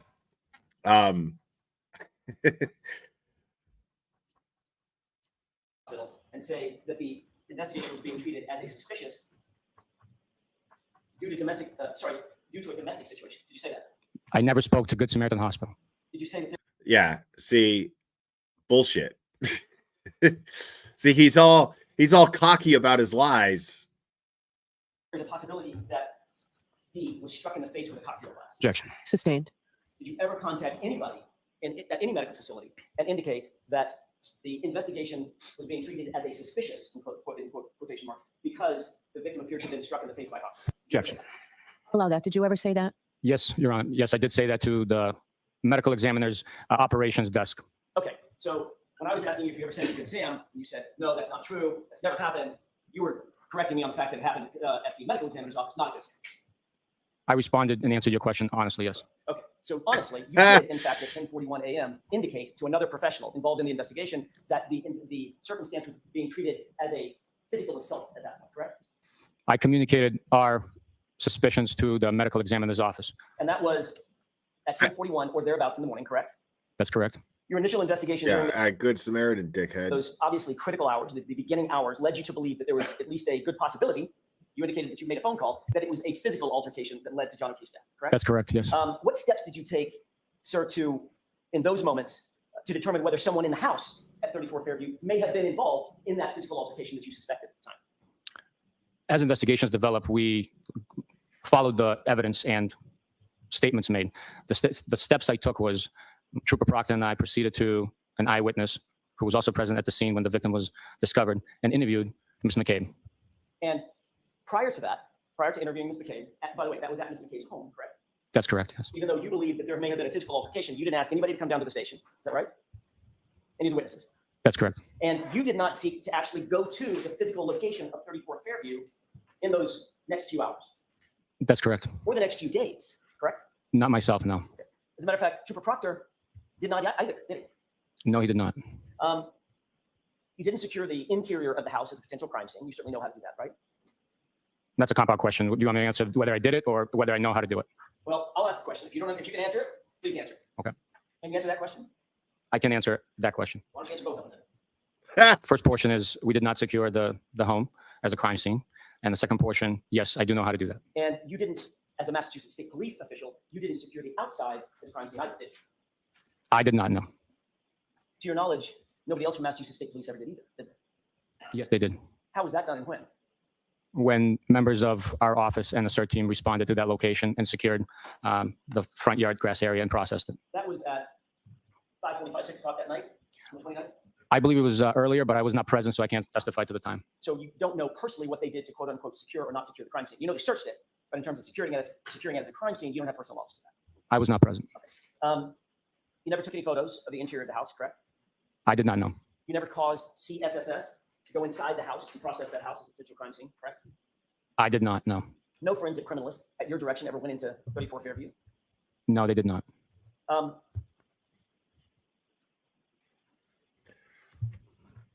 Yeah, the and people that you at this interviewed on point, January 29th, at this point, the jury is swiveling in their chair going, because they're not swiveling, but they're like, because it's as though they expect the same answers from the other first responders and police officers. Nobody investigated 34 Fairview. This is already in their minds. So the jury, be an intelligent bunch, are going, well, why in the fuck? They're asking the obvious question. We're talking about a dead police officer. And why is nobody, where was the urgency to get to the truth? Why didn't they ask anybody in the house? Why didn't they question anybody in the house? Britta Mad Hatter, thank you. I feel like the Reed fam having you, LTL, and plus in the C room, looking witness in the courtroom, looking witnesses in the eye, showing support was quite the power move. You handsome devil. Yeah. Thank you so much. And I appreciate that. But yeah, I'm wondering. I'm wondering if that was another ulterior motive, because where we were sitting where Karen wanted us to sit. And so it was interesting because I'm wondering if Alan Jackson wanted us as YouTubers, because their Turtle Boy is in the courtroom. And then you have me and Brian LTL, who have I will, Cherry, thank you. Who have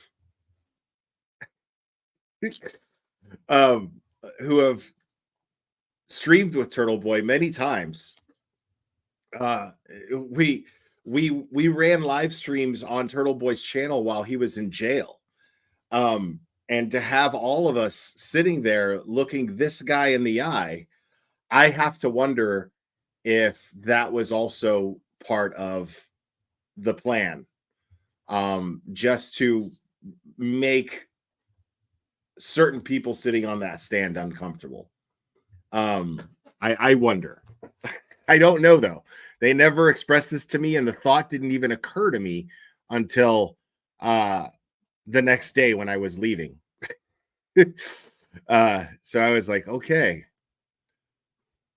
9th, you already mentioned Ms. McCabe The other people were her husband, Matt McCabe, correct? That's correct. And her brother-in-law, Brian Albert. Is that right? That is correct. And all three of them were interviewed where? They were interviewed at the McCabe residence. Now, yesterday when you testified, did you indicate that Brian Albert was not present in the home when you interviewed Matt McCabe and Jennifer McCabe? I mean, here's They were what not, you he got was to not present understand. in the. Here's what you got to understand. The only people talking about this, as far as all of the actual facts that aren't being brought up in mainstream media, those are, I mean, I could name just a few. But that's me, Brian, Turtle Boy, Mike, Young Jerks, Melanie Little. We're discussing this case, and like I said, this is just a few. Sorry if I missed anybody. Larry, DUI guy. We are discussing this case without any fear. We're discussing things that we were aware of before this trial even started, stuff that isn't, and Brandy Churchwell as well. Yes, thank you. We're discussing this without fear. And I'm sure that when Jackson addressed us, he was absolutely truthful when he was saying that we appreciate what you guys are doing. Because it's important, you know, like you've got these major news stations and these so-called true crime channels like Court TV and, you know, others like them that are afraid to say simply, hey, this is a fucking cover-up. What is it going to take? And this is absolutely, totally fucking, it's sloppy. It's so sloppy that you can actually see that it's a cover-up. Oh, Mazamedia is going to be right on. I look forward to talking to Mazamedia. Guys, make sure to subscribe to Mazamedia. His channel is fantastic, folks. Mazamedia is just a fountain of insight and information. He just flows. The guy can read the chat and keep talking without losing his train of thought. The only other person that I've seen that can do that like that is Annie. It's the only other person.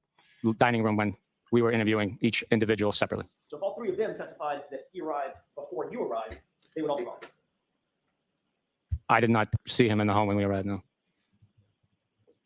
I want to switch gears real quick to a couple of the physical items that you testified about yesterday, specifically the gray shirt or the gray hoodie and the orange shirt. You and Trooper Proctor collected both of those items you indicated from the floor of the hospital at Good Samaritan, correct? Yeah. So basically it's just YouTubers, you know, like no mainstream media or even, I mean, because it's not because they're hiding behind the whole excuse of, well, we don't want to be biased, you know? Well, okay. Don't give me that shit. Don't give me that shit. We don't want to be biased. You do want to be biased. The thing is we're sitting there. I remember I was standing out there. I think Scott McGinnis was standing there too. And we were standing in front of the Boston 10 truck. And the blonde lady who's a correspondent for Boston 10 was sitting there. And then the one lady who does the recaps on Boston 10 afterwards, she was there too. I got to speak to her a couple times because she's super insightful. She's really cool. But aside from, I mean, I remember somebody was like, do you want to interview, this is the glare, like they're supposed to know or give a shit who the fuck I am. And I was like, they don't want to interview me, man. I was like, it's nothing personal, but I don't care very much for media, and I'm going to be very honest about that. I'm always very honest about that. I'm very open about that. I don't care very much for mainstream media and how they've handled this case. I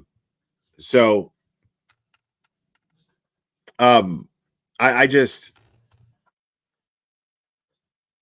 thank you so much, Local Wars Wisconsin. Please say hi to my friend Courtney. I'm fighting the local government here in Wisconsin. Dana, thank you so much. What's up, Courtney? Keep fighting. So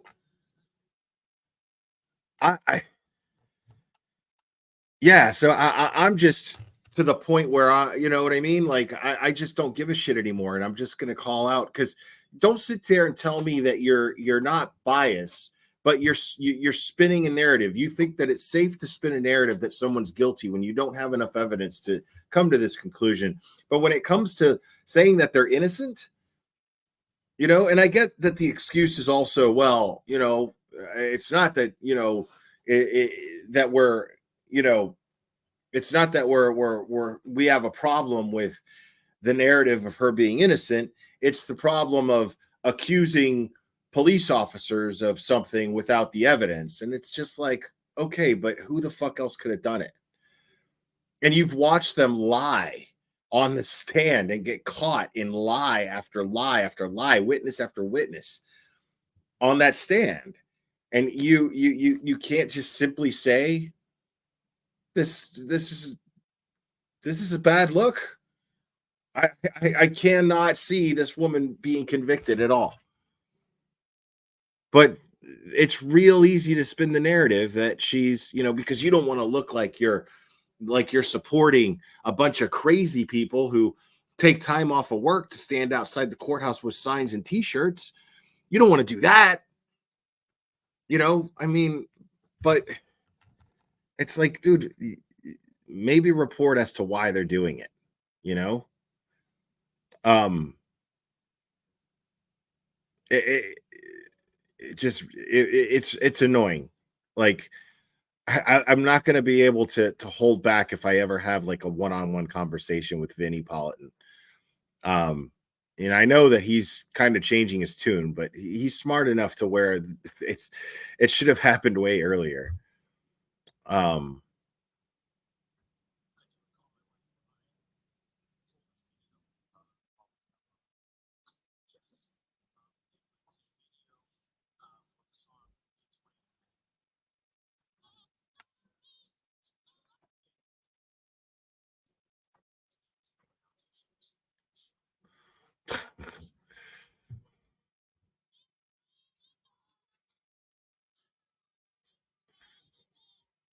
Oh, I'm gonna get dinged for that if I play it, but I want to play it. I do want to play it. That's correct. Hold on.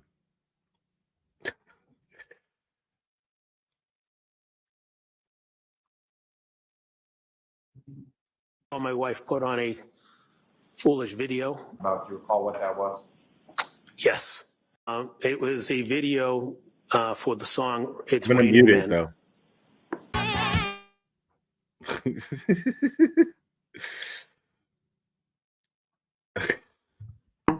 Just dancing around, so she was showing my niece and my nephew, and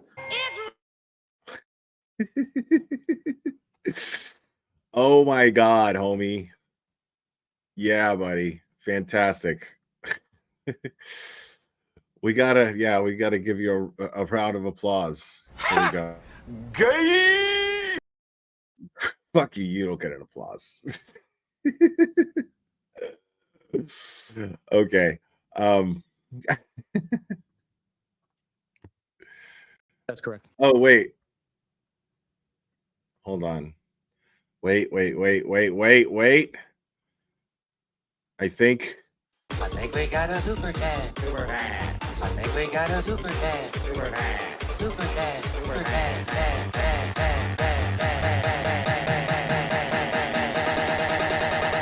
I think we got a super chat. I think we got a super chat. Oh, Tawanda, thanks so much. Yeah, Tawanda's old school, man. I remember the first day you came on YouTube. So I'm so proud of who you've become. Keep up the good work. Right on. I've always been this guy. But thank you so much. I appreciate it. You testified that you and Trooper Proctor immediately bagged both of those items. They were sort of sopping wet, I think you said. That's correct. You indicated that the bags were so wet that you had to take the items back out of the bags and then lay them out on, I think you said, butcher paper. Is that right? The items were soaked and wet. They were bagged, double bagged, to prevent leakage of physiological fluids and the moisture coming off of it. And then once they were transported to the office, they were laid out on butcher paper in order to dry naturally. So you went from Good Samaritan directly to Dyke, correct? But wouldn't it? I mean, it's a brown fucking paper bag, bro. Like, wouldn't it fucking seep into the goddamn bag? You know, maybe since you double bagged it, it wouldn't leak all the way through, but it's still in the fucking dude. What are you talking about? Correct. That is correct. And then you went from Dayton directly to the Canton Police Department, after which you had seized the vehicle, correct? And the phone. We seized the phone in the vehicle in Dayton and then followed the tow truck straight to the Canton Police Department. So at some point, if you had received or gathered the wet clothing at Good Sam, went from Good Sam to Dayton Canton PD, at what point that evening did you finally get those items of clothing out and laid out to dry? It was late that night, around 10 or so. So where were the items in the meantime? They were stored in the back passenger compartment of my pickup truck. In those double bags? Correct. Who took control of the items to then lay them out late that night at the office? I do not recall. That you or Trooper Proctor? I don't recall. I don't remember. At some point, obviously, it was getting late. You've been on duty for a long time that day. You went home at some point, correct? At some point, yes. Did you wait for those clothes to dry before you went home, or did you leave that in Trooper Proctor's hands? No, once they were laid out in the processing area in the office, we went home. Okay. Who would have controlled those items of evidence when you left? Well, they're under lock and key within the secure area of the district attorney's office, so they're secured. Nobody's in physical control watching guard over them. Who had access to that area? Troopers in our office. Meaning you, obviously? Yes. Supervisor? Trooper Proctor as well, correct? Yes. Ultimately, given the fact that he was the case officer, sort of in charge, he would have bagged those items up, been responsible for taking those items, tagging them, getting them stored wherever they need to be stored and processed, correct? As a case officer, he could direct other people to perform those tasks for him. The evidence officers in the office log in the evidence, and once it was dried, it was sealed up, bagged, and put into storage. As far as who actually performed those tasks, I do not know. Well, yesterday, Your Honor, may I approach the court's right? Oh, sure, go ahead. Bro, what trial have you been watching, bro? Because this dude straight up, what are you talking about? It wasn't a paper bag. Every single bag that contained John O'Keefe's personal items were in a paper bag that he unsealed with gloves on that fucking touched everything else and opened a paper bag in an open court. What are you talking about? We're over here, bro.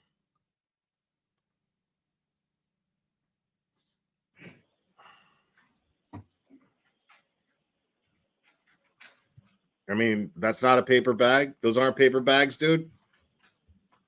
Those aren't paper bags. This is not a vision contest. I'll bring these up to you in just a second, but just for familiarity's sake, do you recognize these two bags as bags that you brought to court with you yesterday? They look familiar, yes. Okay. This one has a 437 on it on my right. The one on my left has 438 on it. May I approach it briefly? Yes.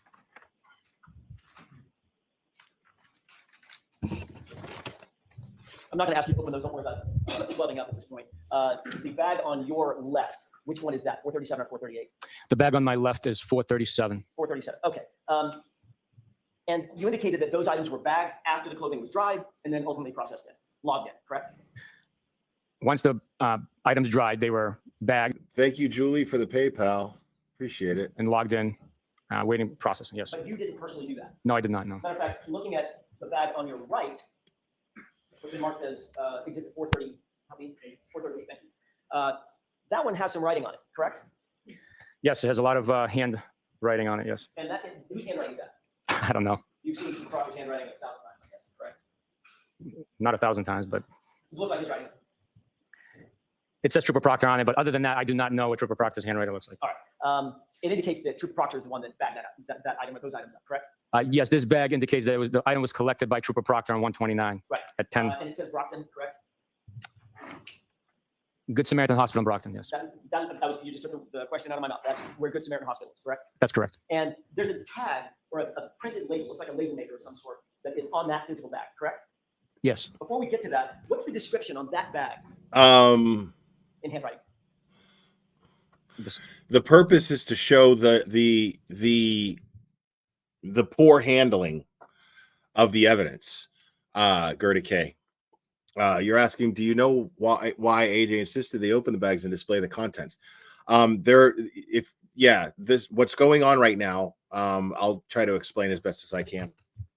basically, in a nutshell, he's saying that the bag contents, what they're labeled, say differently than what's actually in the bag. So that's why he has him open and take it out. He's like, read what it says it contains, and then pull out what it contains. So that's what's going on there. Oh my goodness! I think we got a super chat. Super chat. I think we got a super chat. Super chat. Super chat. Super chat.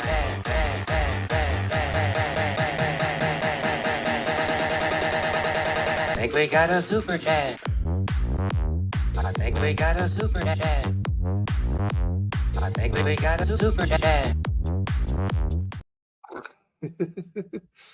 Hold on a second here. Ginger Freckles, thank you so much. Thank you for all your coverage. Glad you made it to Dedham. Yeah, me too. Thank you so much, Leah M. I am pro police 100%, but we have these obviously dishonest and bad faith actors who claim to be the good guys and believe they are doing the right thing. How do you square that circle? Good point. Right. Well, they hide behind the title of being a good guy and the mask of being a good guy, but they're not. And it's being exposed. Thank you, Leah M. And Calamity Jade, member for 26 months. Wow. I'm late, but so happy to hear of your trip. Thanks for representing all of us who learned a case from you. And I have come together from everywhere. I'm in Texas. Right on. Thank you so much, Calamity Jade. Luna's mom, 24, member for 5 months. Cherry, apologies for being a PETA in advance. I don't know what that means. I don't know what that means. I guess that's between you and Cherry. Thank you. I'm sorry. Can you be specific as to description of what or Where it says description of items. Bro. Description. Right there. The jury was like, he goes, can you be more specific? Description of what? Like on the bag that says description of items, dude. Like the jury's like,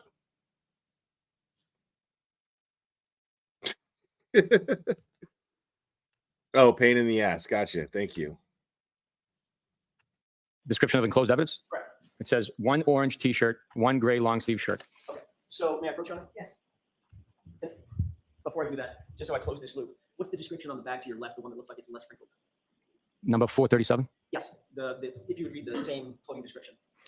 The description of enclosed evidence states sweatshirt with recovered items inside container. Okay. May I approach now? Yes. Thank you.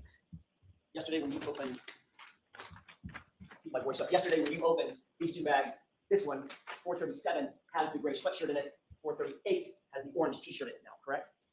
That's what was in the bag, yes. All right. However, the bag indicates at one point, this bag, 438, the physical bag I'm holding in my left hand, had both the sweatshirt and the t-shirt together, correct? That's what the description is. I do not know if that was in case or in fact the case. The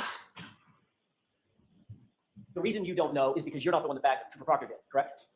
The reason I don't know is I wasn't present during the separation of those items, and I did not observe it taking place, nor was I made aware of how the items were separated or when. You are aware, however, that tag that's on the label maker looking tag, the white tag that's on that bag indicates that indicates a date of February 4th, correct? You'd have to bring that back up. I'm sorry. I didn't take note of that. My fault. May I, Your Honor? Yes. Let's direct your attention to the tag and the date associated with that tag. The label maker tag does have the date February 4th, 2022 on bag number exhibit 438. May I approach? Yes. Thank you, sir. Yep.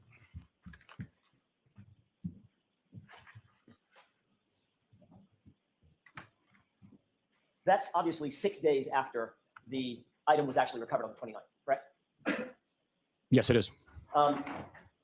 So that indicates, at least based on that tag, that item was not booked into evidence and processed until 6 days after it was actually recovered on the floor at Good Samaritan Hospital. Is that right?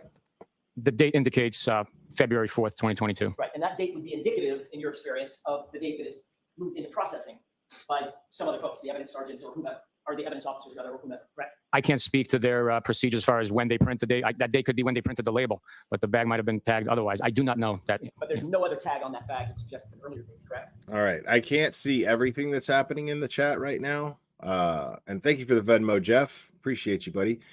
I can't see everything that's happening in the chat right now. But you know, make sure you're being respectful. You're allowed to have a different opinion here. But just know that your opinion is going to get, it's going to get oh, Carlene, thank you for the Cash App. Appreciate you. Just know that your opinion, I mean, if it's an unpopular one, you're going to be subject to people taking it personally here. Oh, Derek, thank you for the Venmo. Appreciate you. So I mean,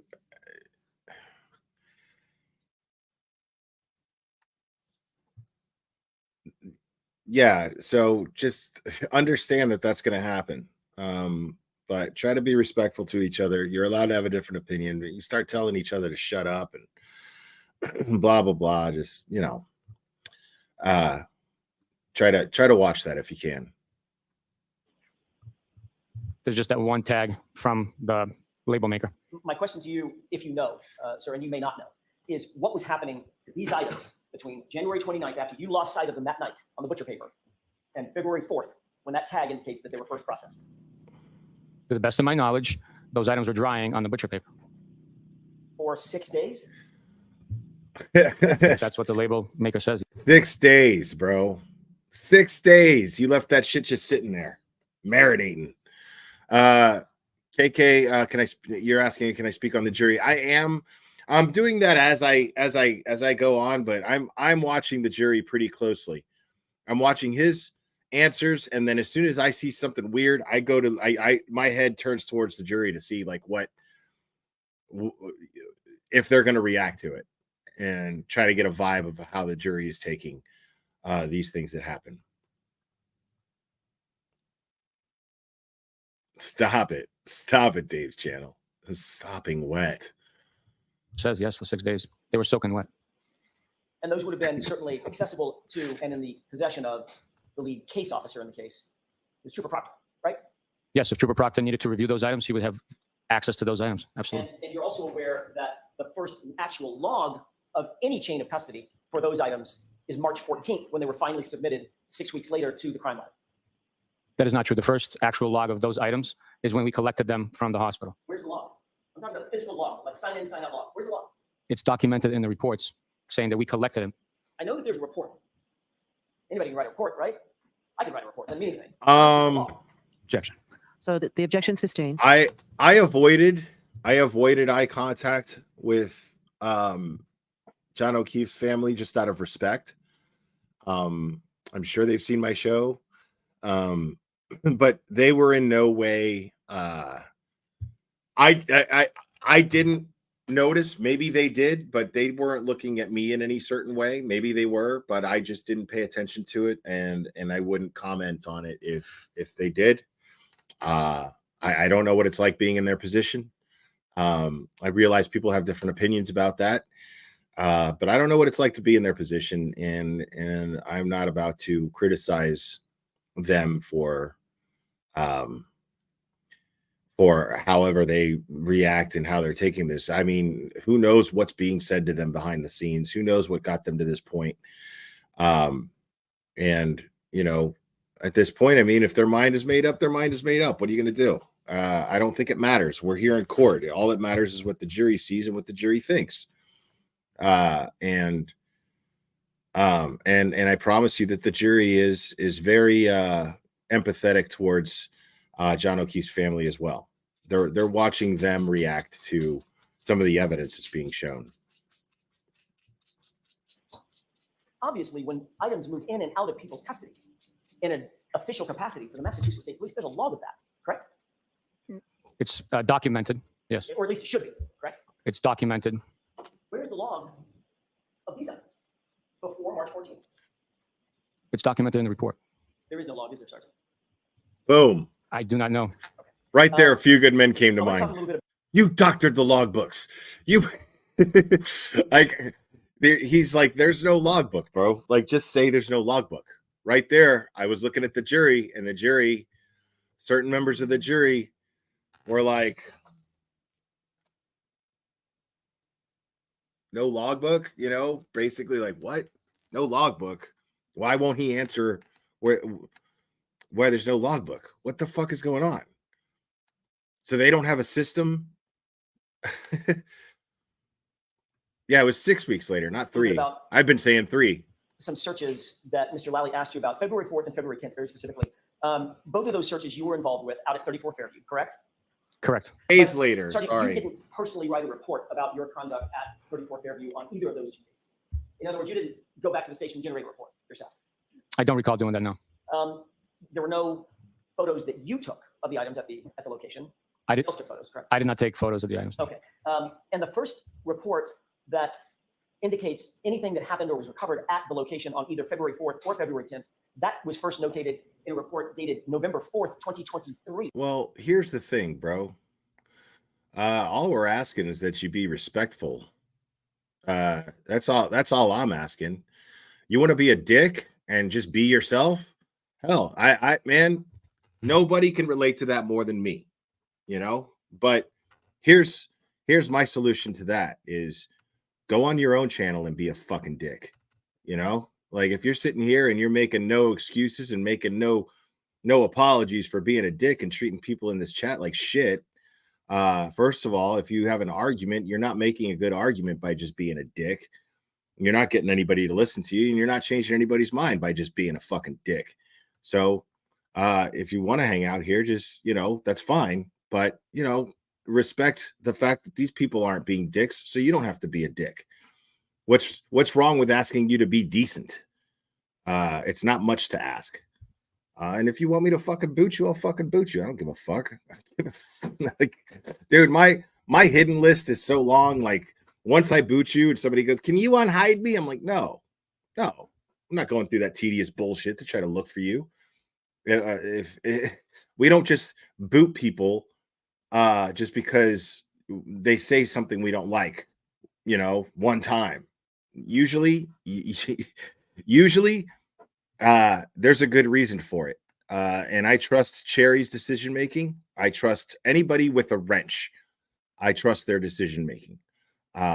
And so that's it. Yeah, if you want to be a fucking cocksmoker, go fucking do that shit someplace else. 3 year and a half, year and several months later, correct? If you say so, I do not know the exact date. That report would have to be presented to me. May I approach? Yes. You don't have to read the whole thing, but if you can skip to the part that talks about the February 4th and February 10th searches.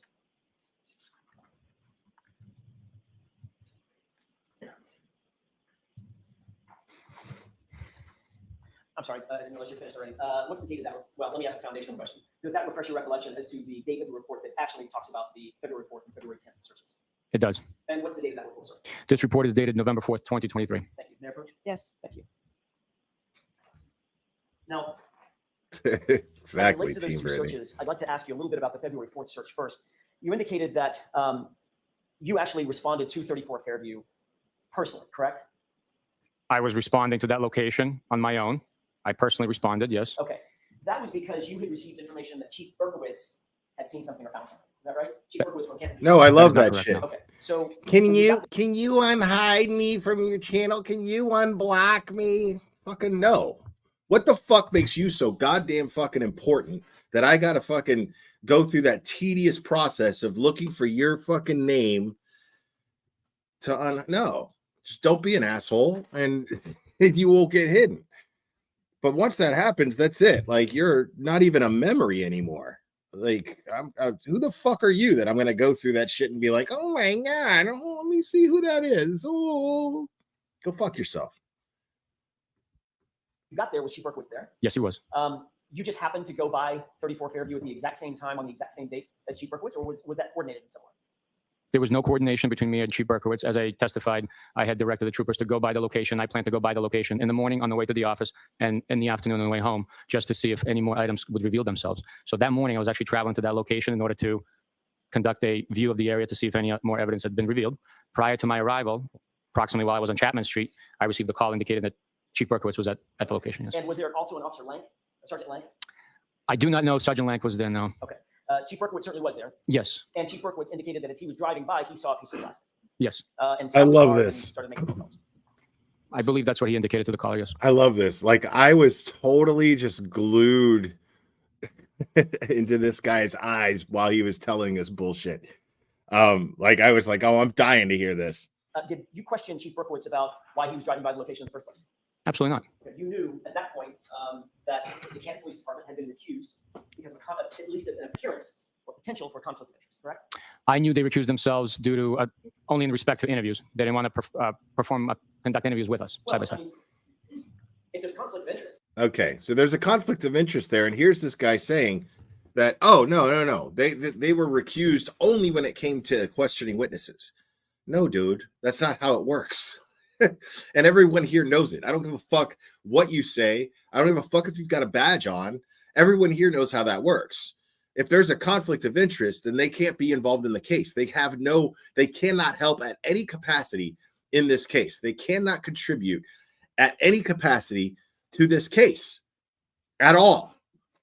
So you're sitting here, and this guy works for the Massachusetts State Police, and he sits there and he thinks that he's making Berkowitz find that shit makes sense by saying, I instructed my people to drive by there, and if they see any evidence that to let us know.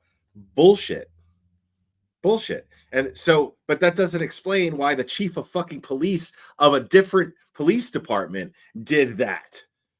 It doesn't make sense. The bottom line is they were recused from the case, and the very police, the chief of police of the very department that had to be recused, and he knows this. This is the chief of police.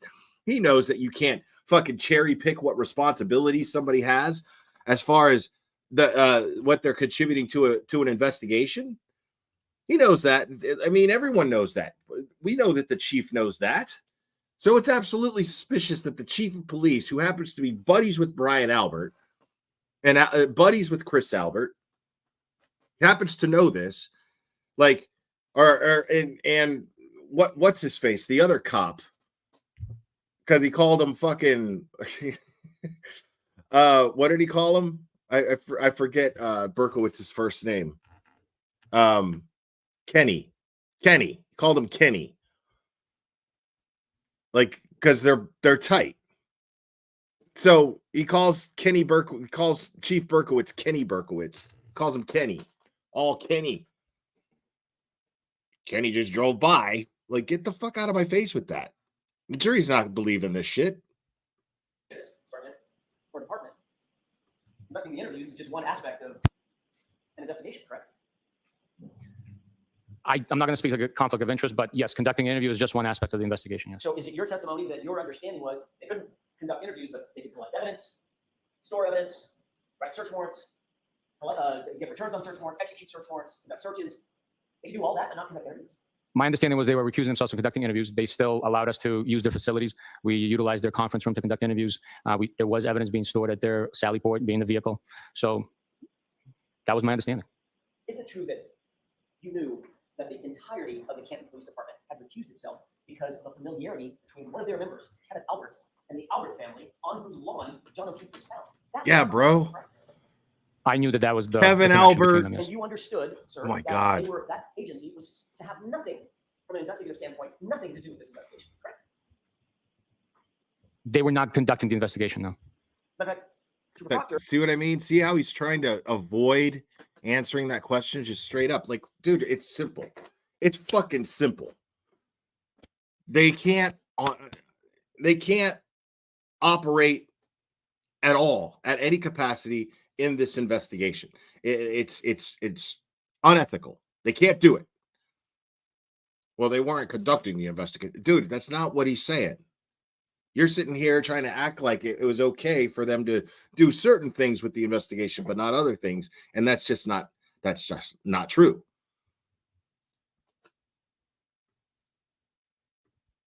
Proctor and you supervising him, y'all were conducting the investigation, right? Our office was conducting the investigation. So did you find it unusual or suspicious in any way that the chief of police for the conflicted Canton PD was the person driving by 34 Fairview looking for evidence? Objection. Can you answer that question, Sergeant? He would have to repeat it. There's just so much I can't. It was a little wordy. I'll try again. Did you find that suspicious? Which part? You have to repeat the whole thing. That Chief Berkowitz from the conflicted Canton PD was at 34 Fairview looking for evidence. The way you posed the question, I did not find it suspicious at all. He's the chief of the police in the town where he works, and he's driving down the street. I mean, that's not suspicious. With a conflict of interest on the very case that he's driving by. Objection. Sustained. You certainly knew, as a supervisor over the case officer, that Like- involvement by Canton Police Department, given the fact that there's I love because the jury sat there and listened to this guy explain why it's suspicious and then say, no, I don't find that suspicious at all. So the jury saw this. The jury's not stupid. None of those people on the jury did I get the impression that is any are stupid. And I'm sitting there and watching them, and they're sitting there going, you know, a couple of them just went, and then they're writing shit down. Like they're all taking notes. if there's a potential conflict. Any involvement by them could compromise your otherwise clean investigation. You knew that, right? Not necessarily, no. Did Chief Berkowitz disclose to you that morning on February 4th that he had been communicating with Brian Higgins and Brian Albert, two witnesses, on your case that morning? Objection. Sustained. If you knew information about communication between and among Canton PD and your witnesses, you would find that inappropriate, would you not? Objection. Sustained. You returned to the scene on February 10th, is that right? To conduct another search, you said.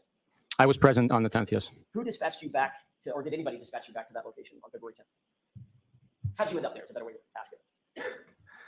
February 10th, just like previous days, we made plans to go to the location in the morning, in the afternoon, drive by. I was on my way to work and to home. So I traveled that route on purpose. And as evidence revealed itself due to the natural melting of the snow, we would stop and collect the visible evidence. You believe at this point, sir, that whatever you might collect at the scene would obviously be important, correct? Anything we collected that had evidentiary value or presented itself as somehow related to the crime or the incident would be collected. And it would be important to the investigation, right? You treat it as important. It is a point, yes. So I mean, see, that's the thing is nobody's paying attention to this because he's a cop, right? But just think about it logically for a second. Think about conducting an investigation like this, in this manner. Think about that. Conducting an investigation in this manner.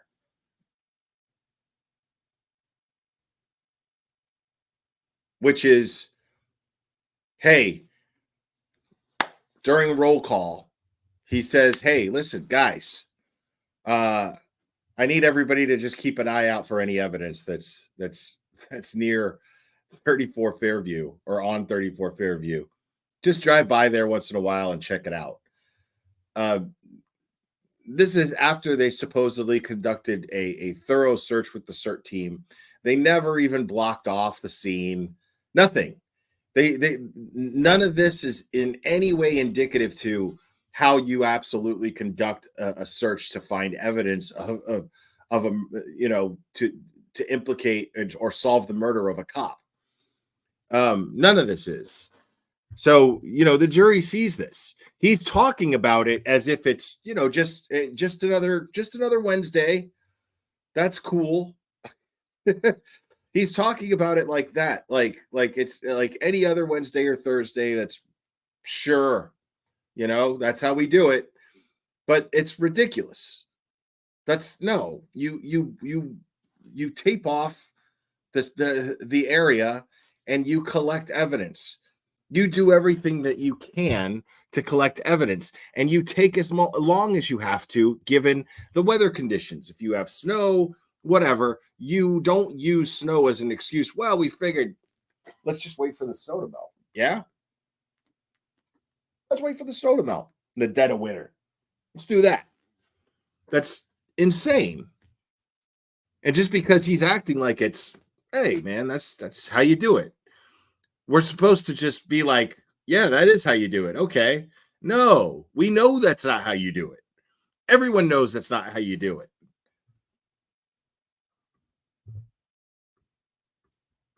Question is, was, especially as it relates to the February 10th search, where there were multiple items found, did you seek to have CSSS come out and actually either mark with GPS coordinates or measure with cross coordinates exactly where each item of evidence was found? We did not do that. We had collected so much evidence already, and so much has been documented at that point, that we did not contact crime scene services to come back out and photograph more shards of glass and plastic. We simply collected it for processing. So the location of each one of those items was not of that great importance to you, at least at that time? It was of great importance as to the fact that it was located in the vicinity where the victim was found, and in the vicinity of other items located of the same characteristic, shape, size, and color. So that's my question. What is vicinity? In the area. Okay, what does area mean? Right. It's a location, specific location. Okay, are we talking about? Okay, so describe the specificities. Wrong word. Describe the specifics. Describe the specifics of the area. How many feet? How many square feet? This many feet by this many feet. Why can't you do that? Because you didn't even measure the area. You're just in the vicinity. Well, what does vicinity mean? See, Alan Jackson is asking very, very important questions that don't seem that important, but they're very important. He's just acting like they're not important. But, you know, the area. Yeah, all right. No, dude, like... We do this all day, I guess. Are we talking about an area of 5 feet or an area of 50 feet? Based on where the items were recovered, we're talking about an area approximately of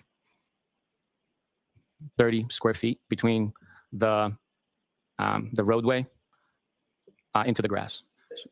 We saw photographs, Sergeant, of items that were butted up against a fire hydrant in one instance, correct? Yes. That's correct, yes. A drinking straw that's out in the road, correct? That's correct. Another shard of glass that's in the grass, closer to the flagpole, correct? Correct. A hat that's under the snow, adjacent to the left side of the flagpole, correct? I'm sorry, it wasn't. It was closer to the electrical box, wasn't it? No, the pictures documented where the hat was. It was to the right of the flagpole. So these shards of glass, the point I'm asking is, did you seek to use basic cross coordinates, measurements from something that you know is a known object, like for instance, I don't know, a flagpole or a fire hydrant, 27 inches to the north and a foot and a half to the south of those two known points? That would give you a cross coordinate, correct? It would document the exact location, correct? And you did not do that with any of these items, correct? The items that were not photographed were not also GPS located. But they were within the same vicinity of where the other items were collected. But again, now we're back to the same question. Your word for Right. vicinity might be different than my word for vicinity, right? Sure. Objection. Sustain. Of course. Why sustain that? Why would our something so general? Why would our cover these items or any other conclusion items, of what a thought that's vicinity is important be the to same? memorialize How could on that the physically be evidence possible? bag or in some other way exactly where they're found, who found them, the date, time, etc. Correct? We do the best we can to document all known information. Yeah. On So each evidence. the jury is basically like I said. I mean, they're at this point, they know that he's being combative and he's avoiding simple questions. They see this. So right now, it's a tennis match. They're watching Jackson, and then they're watching this guy, and they're writing shit down. Sometimes they react and go, ooh.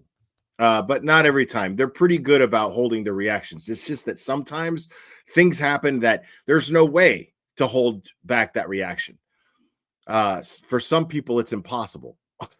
Others, they pull it off really well. Other jurors, they're just like,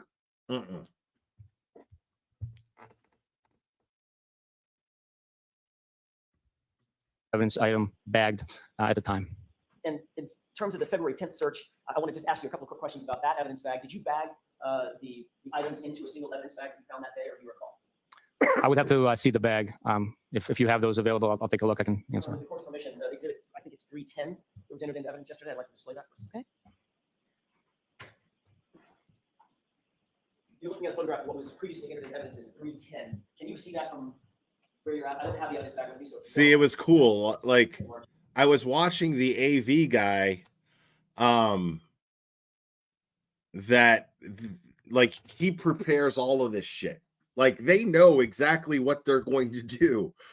He has all of this shit ready by the time that Jackson wants to show it. He's working on it. I was watching the guy. I was sitting directly behind him, and I'm watching him work on this shit just before he presents it. Just before Jackson presents it. If you can enlarge it, please. May I approach? Yes. I didn't realize I've got a photograph of it. Do you need the lights on, Sergeant? Please. Thank you. Just make it easier. He is crucial. He's amazing. Super focused. Always working.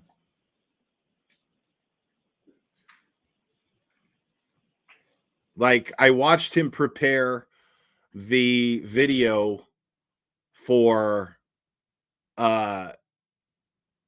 Karen's car. I watched him get that ready.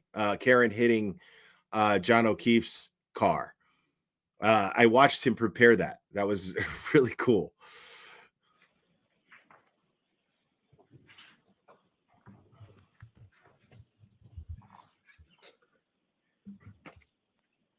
Sergeant, have you been able to familiarize yourself with that evidence bag?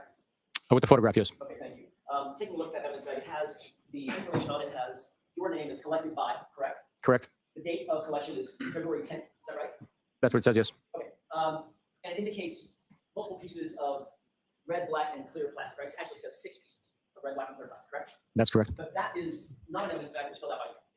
I did not fill that bag out, no. As a matter of fact, that's Trooper Proctor's handwriting, I do not know what Trooper Proctor's handwriting is. I cannot confirm that that's his handwriting. but it's not your handwriting. It is not my handwriting, no. Okay. So right there, the jury is like, what? You know, so because here he is. He's like, well, why does it have your name on it? If you're not the one who put the shit in the bag, why does it have your name on it? And here you are admitting that you did not put that shit in that bag. You didn't put your name on that. Somebody else put your name on it. And if it wasn't you, it had to have been fucking Proctor. I don't even need you to sit here and say that it was Proctor. We know that you know it was Proctor. The jury knows that you know that it's Proctor at this point. But all you're saying right now is you didn't do it. So that's the bad look. Whether Proctor did it or not is a distant second of importance when it comes to importance to the fact that it wasn't you who put that shit in that bag, even though your name is on it. That right there is chain of custody issues. Are you aware that this particular bag, that bag that contained those 6 items of plastic material that you already deemed was incredibly important to the investigation, was never put into any evidence until March 14th, the date that was submitted to the crime lab? I was not aware of that, no. We can take that down, please. If I may approach, Your Honor? Yes. You're welcome.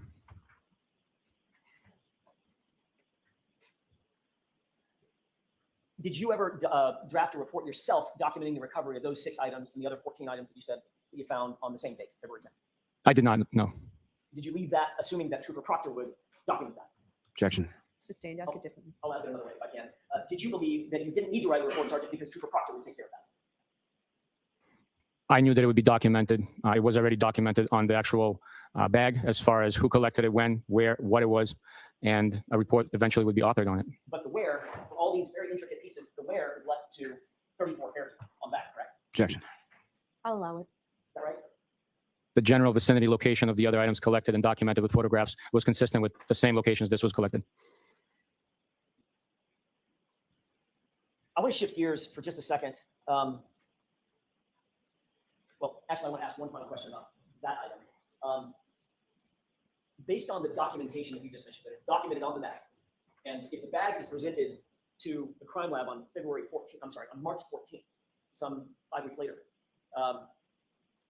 those items were completely unaccounted for from a log standpoint the entire time from when they were collected until they were booked at the crime lab, correct? Objection. Sustained. Ask it differently. Possession of those items for those 4, 5, 6 weeks. Are you talking about the items that were just displayed on the screen? I am, sir. I did not. Now I'd like to shift gears to a ring video that you saw yesterday.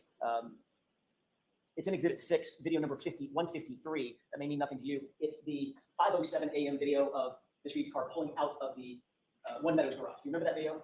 I do. Okay. You indicated yesterday under questioning by Mr. Lally that Ms. Reed's car came in contact with or close to coming in contact with the other vehicle, the Traverse, in the video. Is that right? The video, as I watched the video, I observed the vehicle come near So Mr. this O'Keefe's car. Okay, that's this what I is want. awesome because With the court permission, maybe play that video. right here, I'm watching him drink this and going, yeah. Me and Brian are next to each other going, here we go. Like we were like, yo, here we go, dude. You know, like, because we knew, like, we've seen all of this.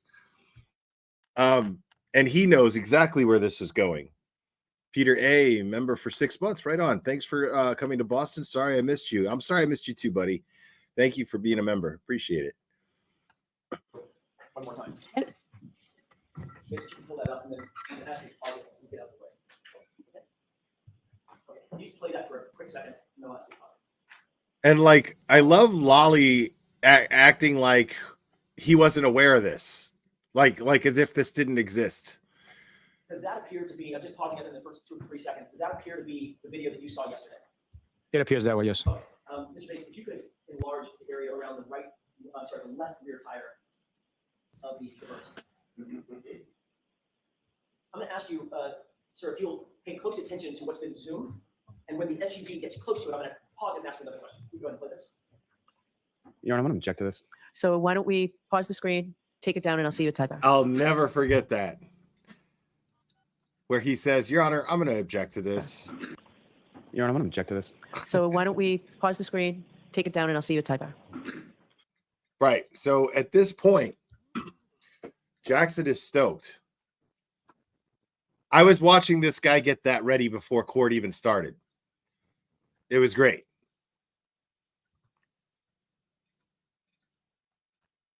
Like, this was absolutely Alan Jackson's plan going into this was to corner this dude with this video.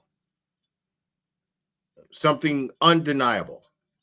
By blowing up that part of the video, the jury sees the car move, and their reaction to it is fantastic.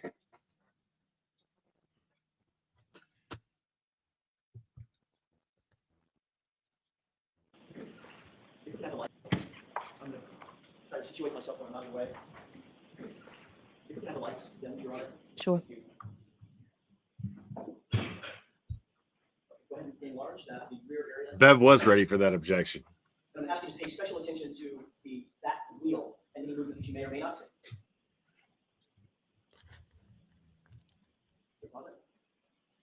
Watch it, watch it, watch it, watch it. Next 3 seconds. Sergeant, I'm asking you to pay special attention to it. Boom. Right there. Right now, Sergeant, I'm looking at the jury, and the jury is going, this is when they saw that tire move, they go,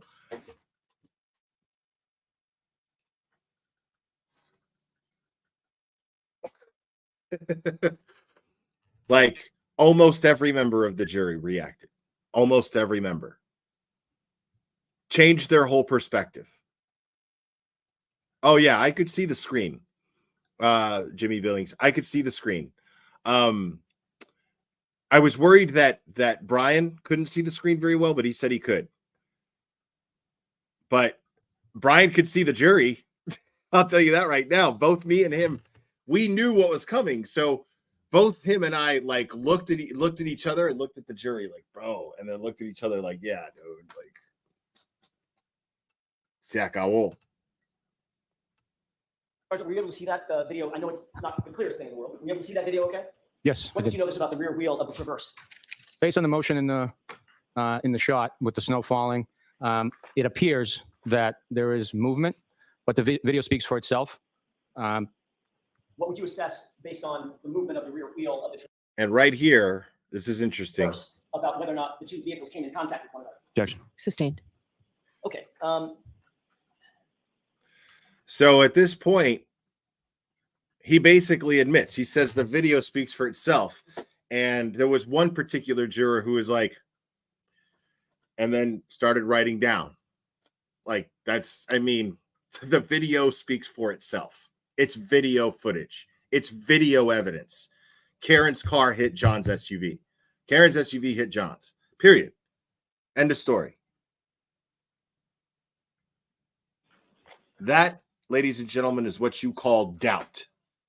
I have just a moment. Yes.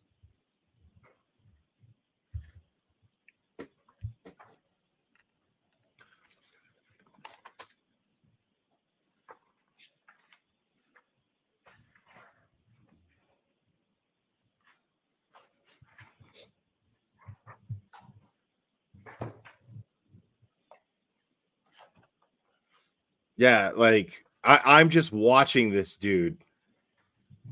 The Geeky Geek. Thank you for being a member. Yes. Thank you. I'm trying to use my time wisely, Your Honor. Yesterday, Sergeant, you were asked about a couple of videos related to the Sallyport garage. Do you have that in mind? Yes. Matter of fact, we watched one of them pretty specifically toward the end of the day yesterday.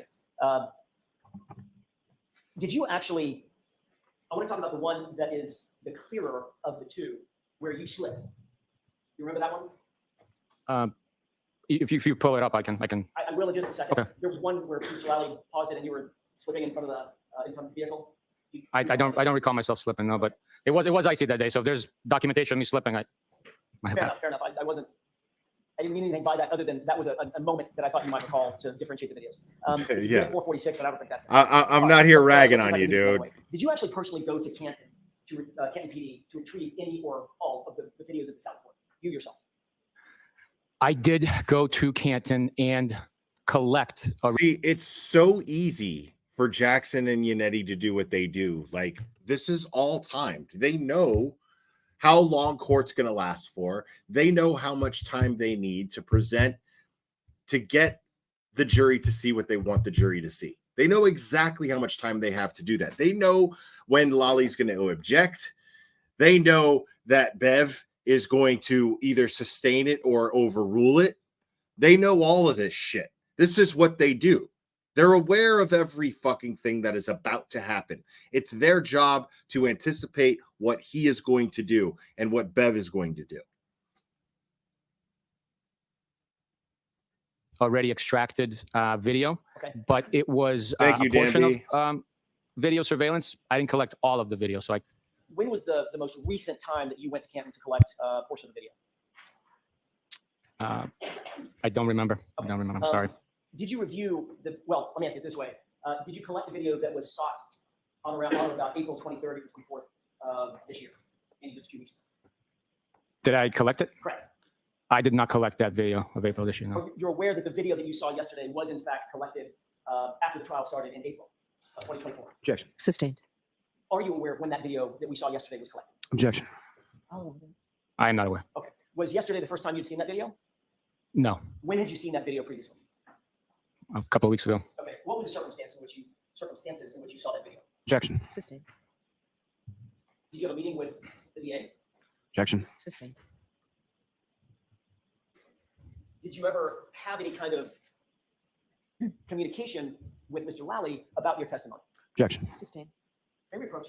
Yes.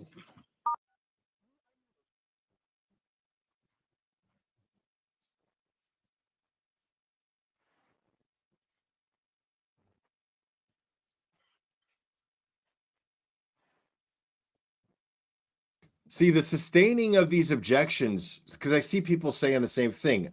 I was doing the same thing because I just don't understand all the rules. I'm not a lawyer, you know what I mean? So I don't really understand all the rules. I don't get why certain things are sustained. I'm not going to just say, be dismissive and say it's because Judge Bev sucks. I just don't really know the rules. Fairy Raven, thank you. Remember, Jess Machado said everything is a buffet of doubt. Best description ever of anything we've ever seen during the trial. Thanks, Will, Cherry, and Clever. Thank you, Fairy Raven. Yeah, that was funny. How you are unmuted. We had a great panel on Brian's live on Thursday night.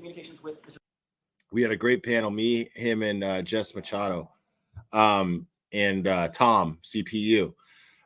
It was great, and she and there's a buffet of doubt, meaning the metaphor that she used. It was meaning that you just take your pick. The jury has anything that creates doubt. You could just take your pick, And then I made the joke that like the jury during deliberation is just going to be like, dude, have you tried the tail light? This shit is fucking slamming. No, I've got the chain of custody over here, man. You haven't tried the chain of custody? This shit is fucking banging right here, dude. You got to try this. Let me try the let me try the tail light amount of doubt. There's so much shit that is enough to create doubt. There is no planet where this jury is going to unanimously convict Karen Reed, say that she's guilty. It cannot happen. It cannot happen. Mr. Lally, in anticipation of your testimony? Yes. When was that? It was about 2 weeks ago, and then last week, I believe. And what was discussed? Jim, Generally, we discussed the portions of the case that I would be presenting. did you write a report about your communications with Mr. Lally? No, I did not. Were you shown any of the videos that you've seen here in anticipation of your testimony? Not during the first meeting. I did review a video during the second time. Okay, and that video was that you did see the second time was the interior video of the Sallyport that we saw yesterday, correct? I'm just trying to remember exactly what video I saw.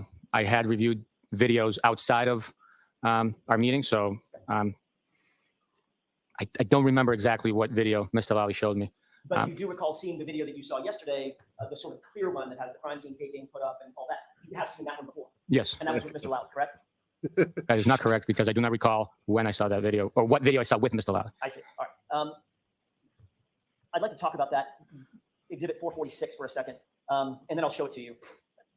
You indicated that the video, all the videos, everything that you saw yesterday was true and accurate. I love this. This is beautiful right here. Correct. Based on your memory of the events that were memorialized in the video. The video captures events taking place in an accurate fashion, yes. In an accurate fashion. All right, that's what I wanted to find out. And after you watched the video, I think you were asked by Mr. Lally, does the video show you or Trooper Proctor having access to or messing with in any way that right rear tail light in any fashion? And you said, never. I was asked if at any point Trooper Proctor and I came into contact, I believe, or touched the vehicle and that portion of the vehicle. And I said, never. We never touched the vehicle prior to it being properly processed with a search warrant. And that was specifically his question was to, and your answer was to the right rear portion, right? That right rear tail light. The right rear damaged tail light, correct. With the court's permission, I'd like to play a portion of exhibit 446. Okay.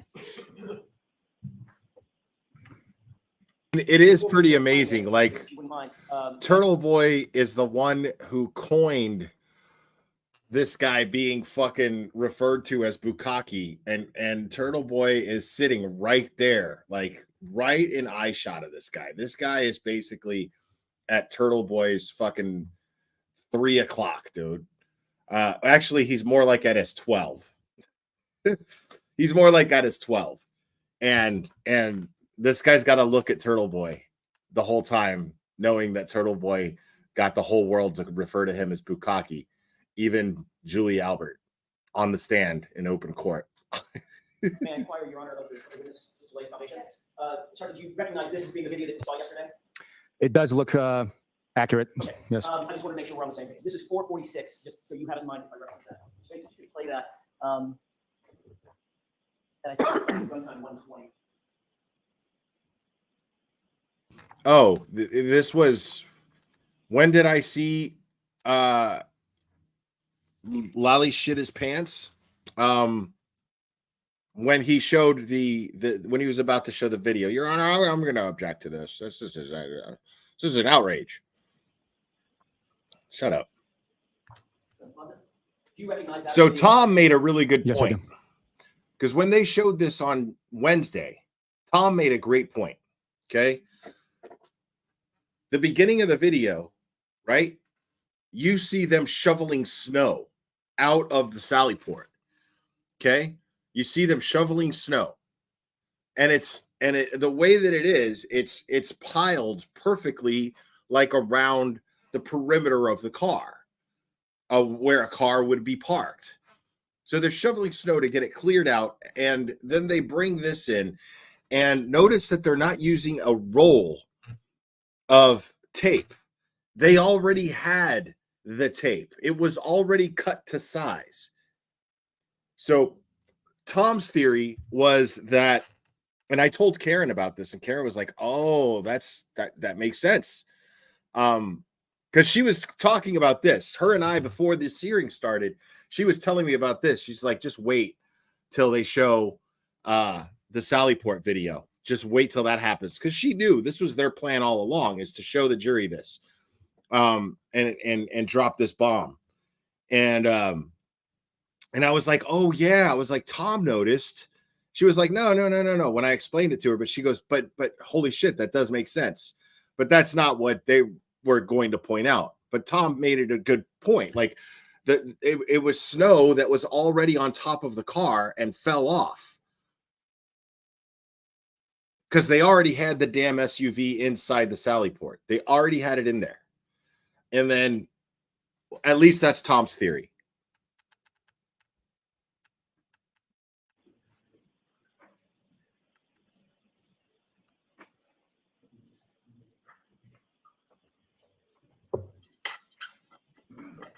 Very briefly, if you could move to time of day, 5:37:05.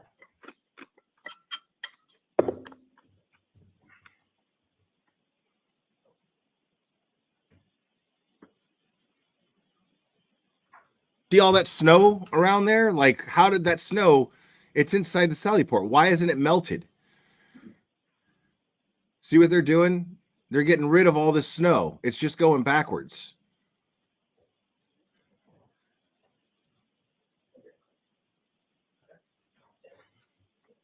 Can we play this one? Yes. All right, that shows the vehicle coming into the Sallyport, and we're looking at which side of the vehicle.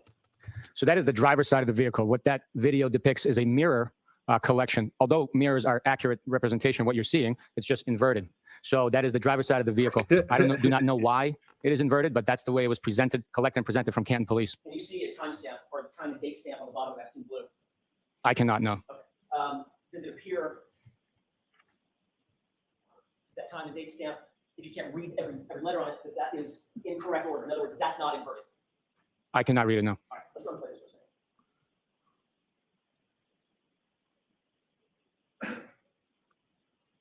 Who is that just got out of the car? I do not know. I think that's the tow truck driver. He would have the only access to the vehicle. We did not touch the vehicle. Who's that on the left? I missed it. I was looking down at the laser pointer. I do not know. I know for a fact, I'm the gentleman that's wearing a dark olive drab state. I had my head hanging in shame for a moment there. Could you repeat the question? Could you show that again? And Trooper Mike Proctor is wearing a winter hat. Trooper Proctor's wearing what? A winter hat. That was playing. I didn't realize it was playing while you were talking.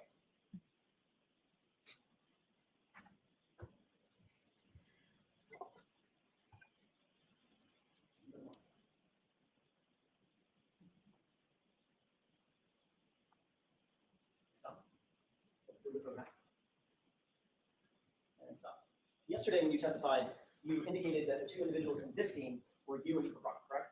That is not correct. There was two individuals in the rear of the vehicle. I shined my light to. That was me and Trooper Proctor. Do you see Trooper Proctor toward the back of the rear of the vehicle there? I can't tell because of what the head is. I just know that Trooper Proctor was wearing a black hat. What's the person in that in the video to the left, to the rear of the car, is wearing a black hat, correct? I can't tell. I don't want to be locked into a statement where later on you show me that it's somebody else magically. I can't testify to that. There's no magic about this. It's your testimony. I'm just asking you what you see. I don't see that, no.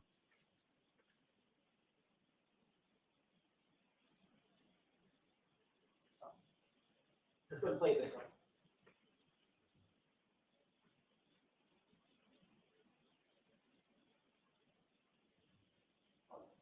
Do you see the person toward the back of the vehicle walking toward the opposite side of the SUV? I do.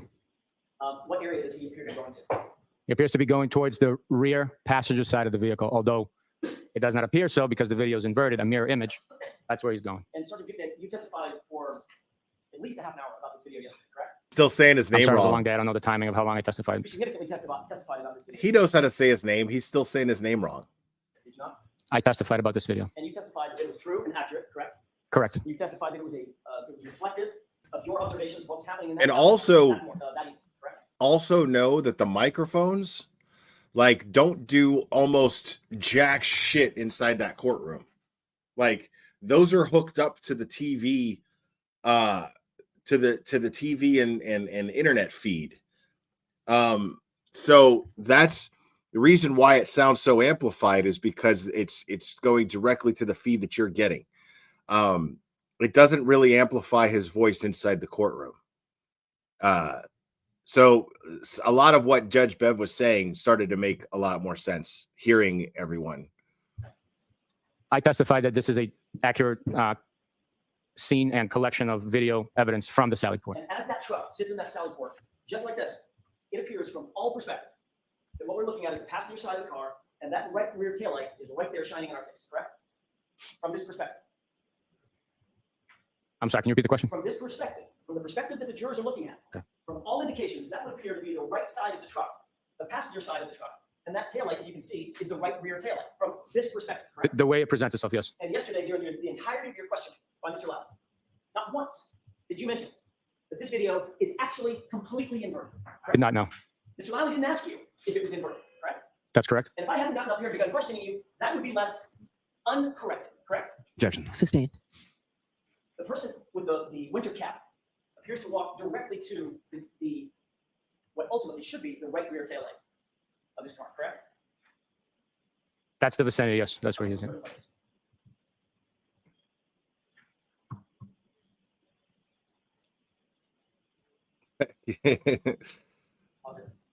Beautiful. I want you to pay attention to the right rear of this car. And I know we're completely backward, but it's the far corner of the car.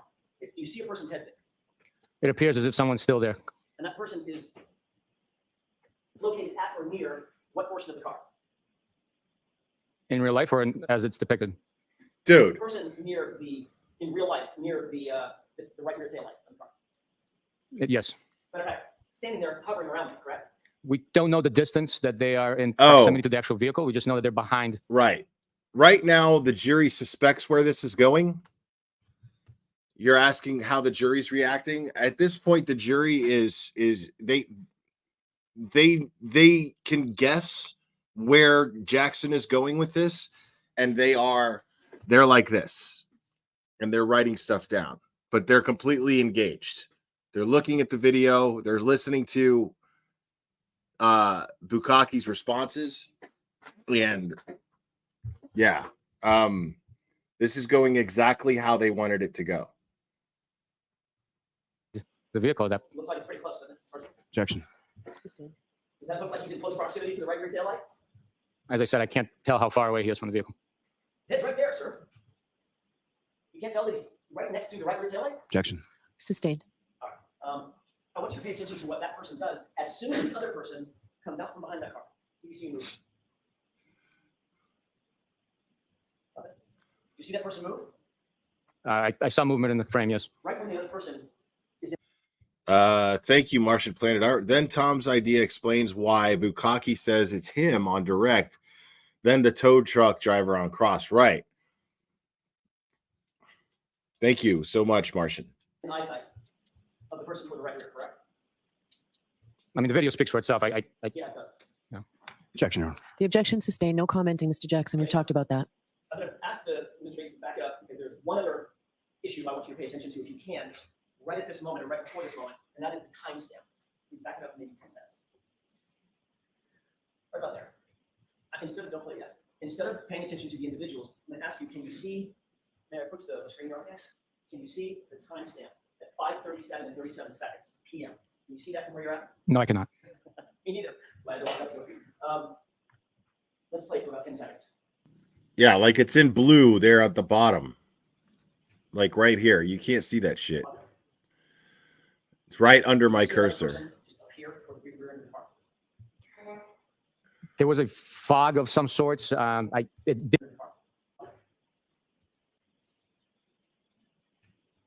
that? The seconds. May I put the screen on? Yes. Can you see the timestamp at 5:37 and 37 seconds p.m.? Can you see that from where you're at? No, I cannot. Me neither. But I don't have to. Let's play it for about 10 seconds.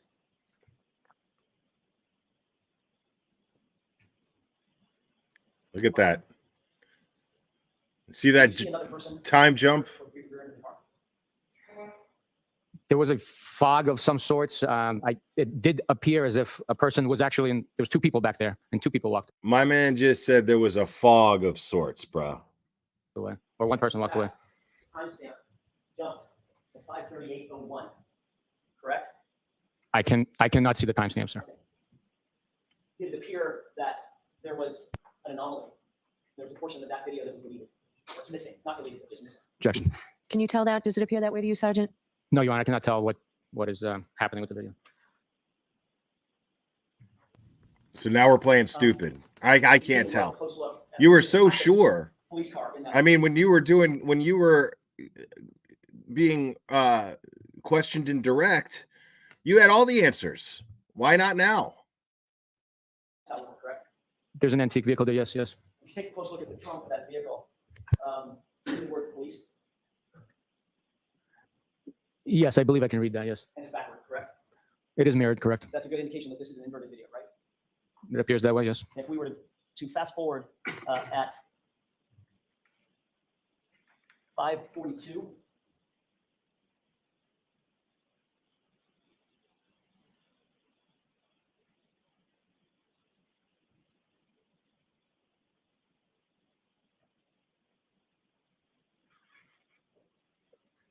another 20 seconds. There you go. Can we just play it this way? No. You keep them going. Pause it. You see Sallyport garage came down? Yes, You see number on the garage? I do. Is that correct? What is correct? Does the number appear correct? How do you make it for? No, the number's in the mirror image. Yes. I just wanted to make a point. Everything in this video is completely backward, correct? It's not backwards. It's mirrored, reversed. You can look yourself in the mirror in the morning. You still see your own face. It's not backwards. It's not backwards. It's reversed. That dude just said that shit out loud in front of the jury. It's not backwards. It's reversed. It's not backwards, though, but it is reversed.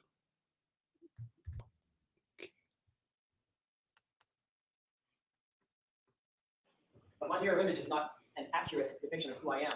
My actual physical appearance is who I am, correct? Objection. Sustained. A mirror image, Sergeant, is not an accurate video of this, is it? Objection. It's a mirror image by definition. Sustained. Ask it differently, Mr. Jackson. Ron, thank you. I would like to mark. You know what's really funny? 5 minutes before those sirens, I was actually thinking, wow, I haven't heard sirens since I attended this. I got lucky. No sirens. And then like 5 minutes later, I swear to God that happened. I swear that happened. That I was like, oh man, how cool that there were no sirens interrupting the entire time that I've been here. I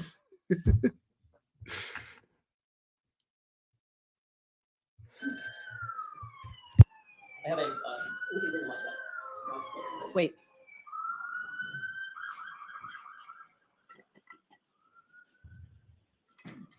I have a thumb drive that I'd like to have marked with court submission. Does Mr. Lally know what's on this thumb drive without you telling us? I do not. Okay. We can approach and I can certainly bring it up. We're trying to wrap up our morning. It's marked for identification. If I may, Your Honor, I'd like to play the first 10 seconds of that video. No. We'll come to silent. It's There's marked for identification, right, Mr. Jackson? You are. There's the Thale on Tito's. I have to get to it.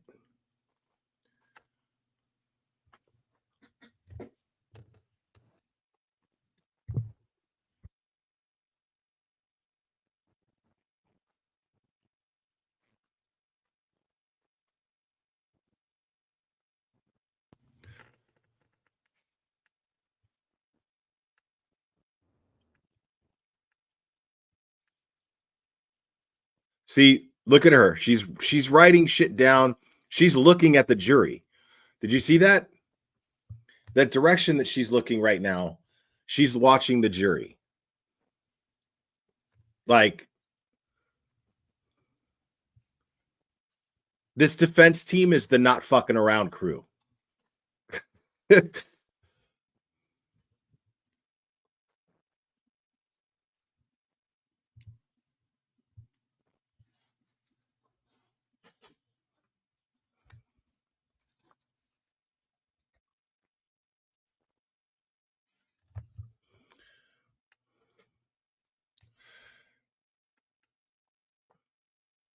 Now, I don't remember exactly what's because I mean we can't hear sidebar. And you have to be like super quiet during sidebar because even like during sidebar, the court reporter is going over is recording it, you know.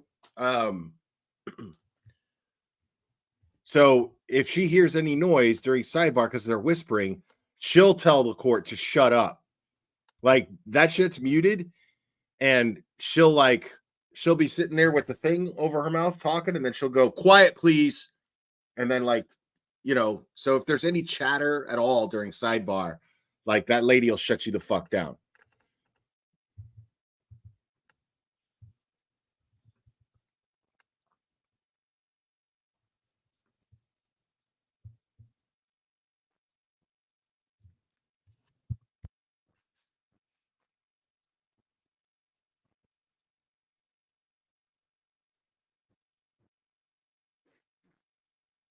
Yeah, good point. Where is the footage of the vehicles coming into the Sallyport?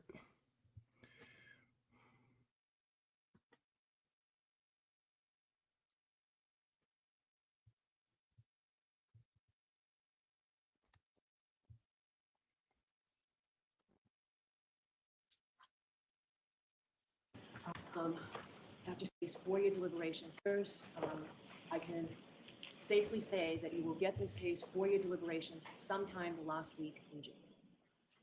We'll know better next week. We will not be in session next Tuesday. We will go full days, Monday, Wednesday, Thursday, Friday next week. We will not be in session next Tuesday. All right, I have to give you those cautions again. Please do not discuss this case with anyone. Don't do any independent research or investigation into this case. Yeah, I saw that. Anything about this case, please Yeah. You know how I know it's true is because I read it on the internet. I'm just kidding. I'll believe that when I see it. disregard it and let us know. Have a great weekend. I don't think people would know about it. You are muted.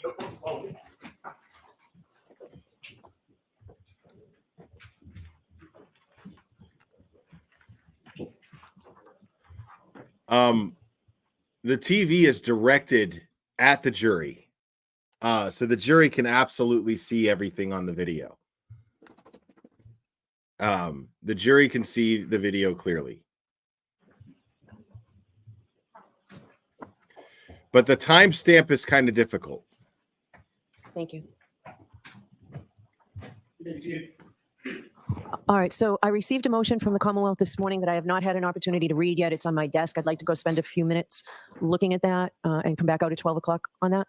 Yeah, so basically that motion is that the Commonwealth, yes, as I understand it, and this was all coming through because we all went to the waterfall. Well, a bunch of us went to the waterfall after this.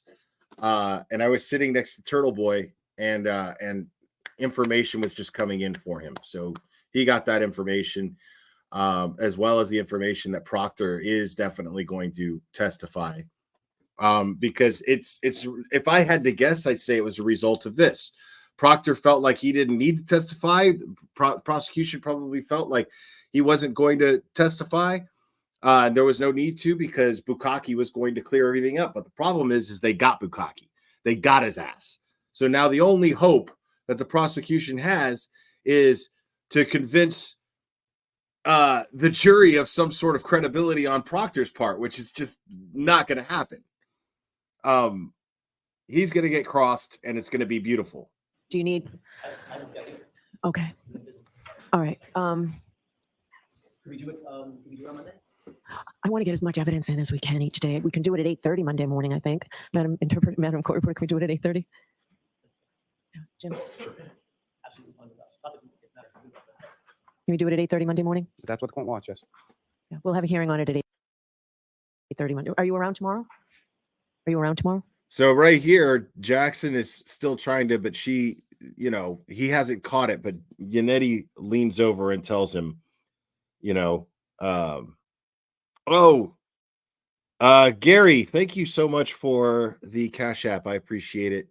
I got the pleasure of meeting Gary. I'm not gonna say just Gary, because he likes to be discreet, but he's a good dude. And it was crazy, like meeting people who were like, man, really like your show. Like it was wild. Like everybody in Canton watches all of these YouTube channels. Everybody in Canton does pretty much. Oh, am I? Yes, absolutely. Do you want to do it tomorrow morning? If I had a preference, I would say Monday. All right, we'll do Monday morning at 8:30. I'm sorry, okay. And if you want to put right. So Yannetti, you hear him go Monday at 8:30. It's something in writing, just email it to us. 8:30. Okay. All right, we'll see you then. All right, so please. So right there, that's when, well, in real time, Yannetti walks up to me and Brian and goes, "This was beautiful. The jury now sees that the prosecution is trying to hide something, not us. This is incredible." He was so excited. Like Yannetti was super excited. It was really cool. Yeah, it was really wild, man. Like hearing these folks with people who watch the channel that I'm just like, what? Really? There was this Irish dude. People were like, when me and Tom were driving through Canton, people were like pulling up.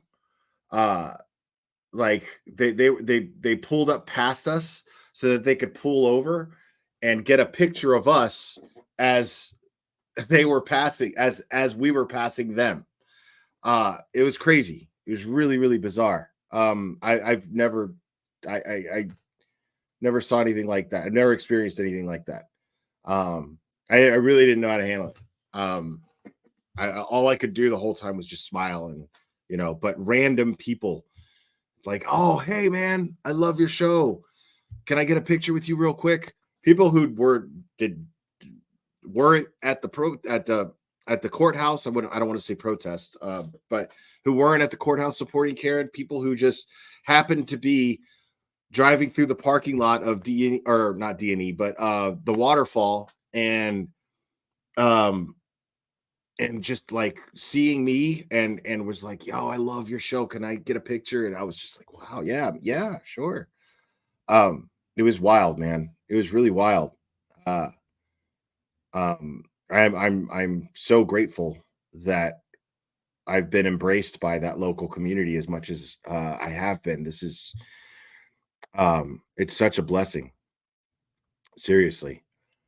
Let's go over real quick here.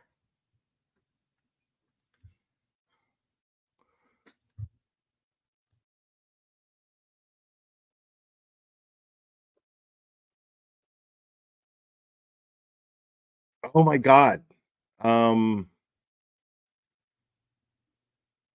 Wait a second. Did she ever send me? Because I'm seeing something right now and I feel really bad because I was invited. To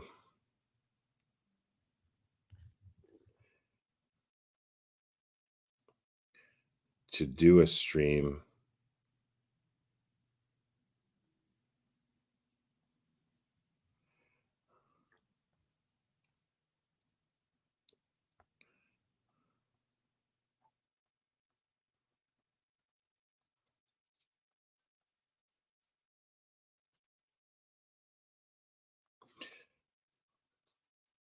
And I see that they're live now, and I want to make sure that I didn't commit to it and then forget, because I'm going to feel really bad about that if I did.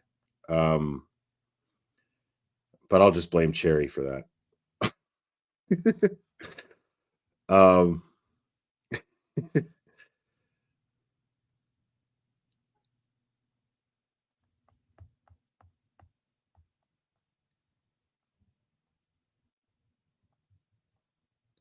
Oh, here we go.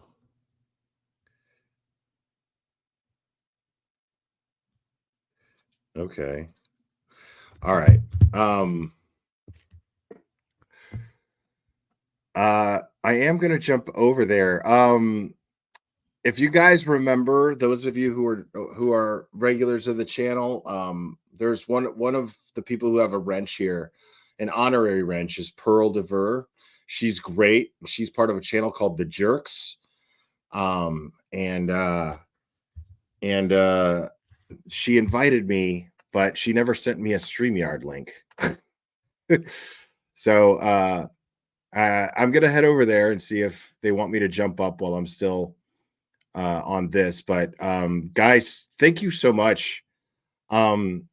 Really, really big thank you to all of the locals there. Specifically, especially Tom, CPU, Brian LTL, Turtle Boy, Jess Machado from Fall River Reporter. No, I'm going to be on Young Jerks tomorrow, Rick. As far as creators go, so big thank you to all of them, and a big thank you to all of you locals there that were so welcoming to me and so affectionate and kind. I still feel overwhelmed by it in such a good way too. Chris Patch, thank you for being a member. Appreciate it. Yeah, not the Young Jerks, just the Jerks. Different. It's spelled differently. The Young Jerks is with a U. The Jerks is just GERKS. Totally different shows. A bunch of really cool ladies. Now the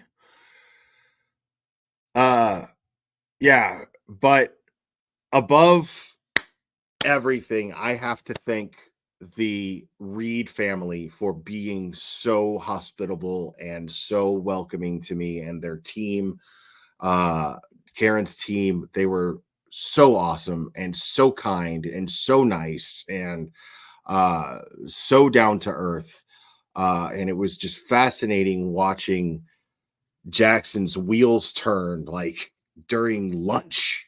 You know, it was just fascinating, and just watching Karen being totally positive about all of this, her family being so positive, and they're just very inspiring people. Just a wonderful family who's tight, and they back Karen up 150%, and they are absolutely grateful to all of us who support Karen in this. So, and I mean everybody. They're very grateful for that. I saw the gratitude. I felt the gratitude. Yeah. But I am going to wrap this up, guys. I really appreciate you guys hanging out with me tonight, or today. I appreciate all of the Venmo and Cash App and the support, as well as the super chats and the new memberships. That's incredible. I'm really grateful to you guys for that. And thank you so much for subscribing. I got a bunch of new subscribers, and that means the whole world to me as well. Thank you guys. I hope that you enjoy the channel moving forward. All of you new people, I hope that you continue to enjoy the channel. All of you people who have been here for a while, and please hit the like on this. I would really appreciate it. Thank you, everybody. I love you guys very much, and we will do this again very soon, my friends.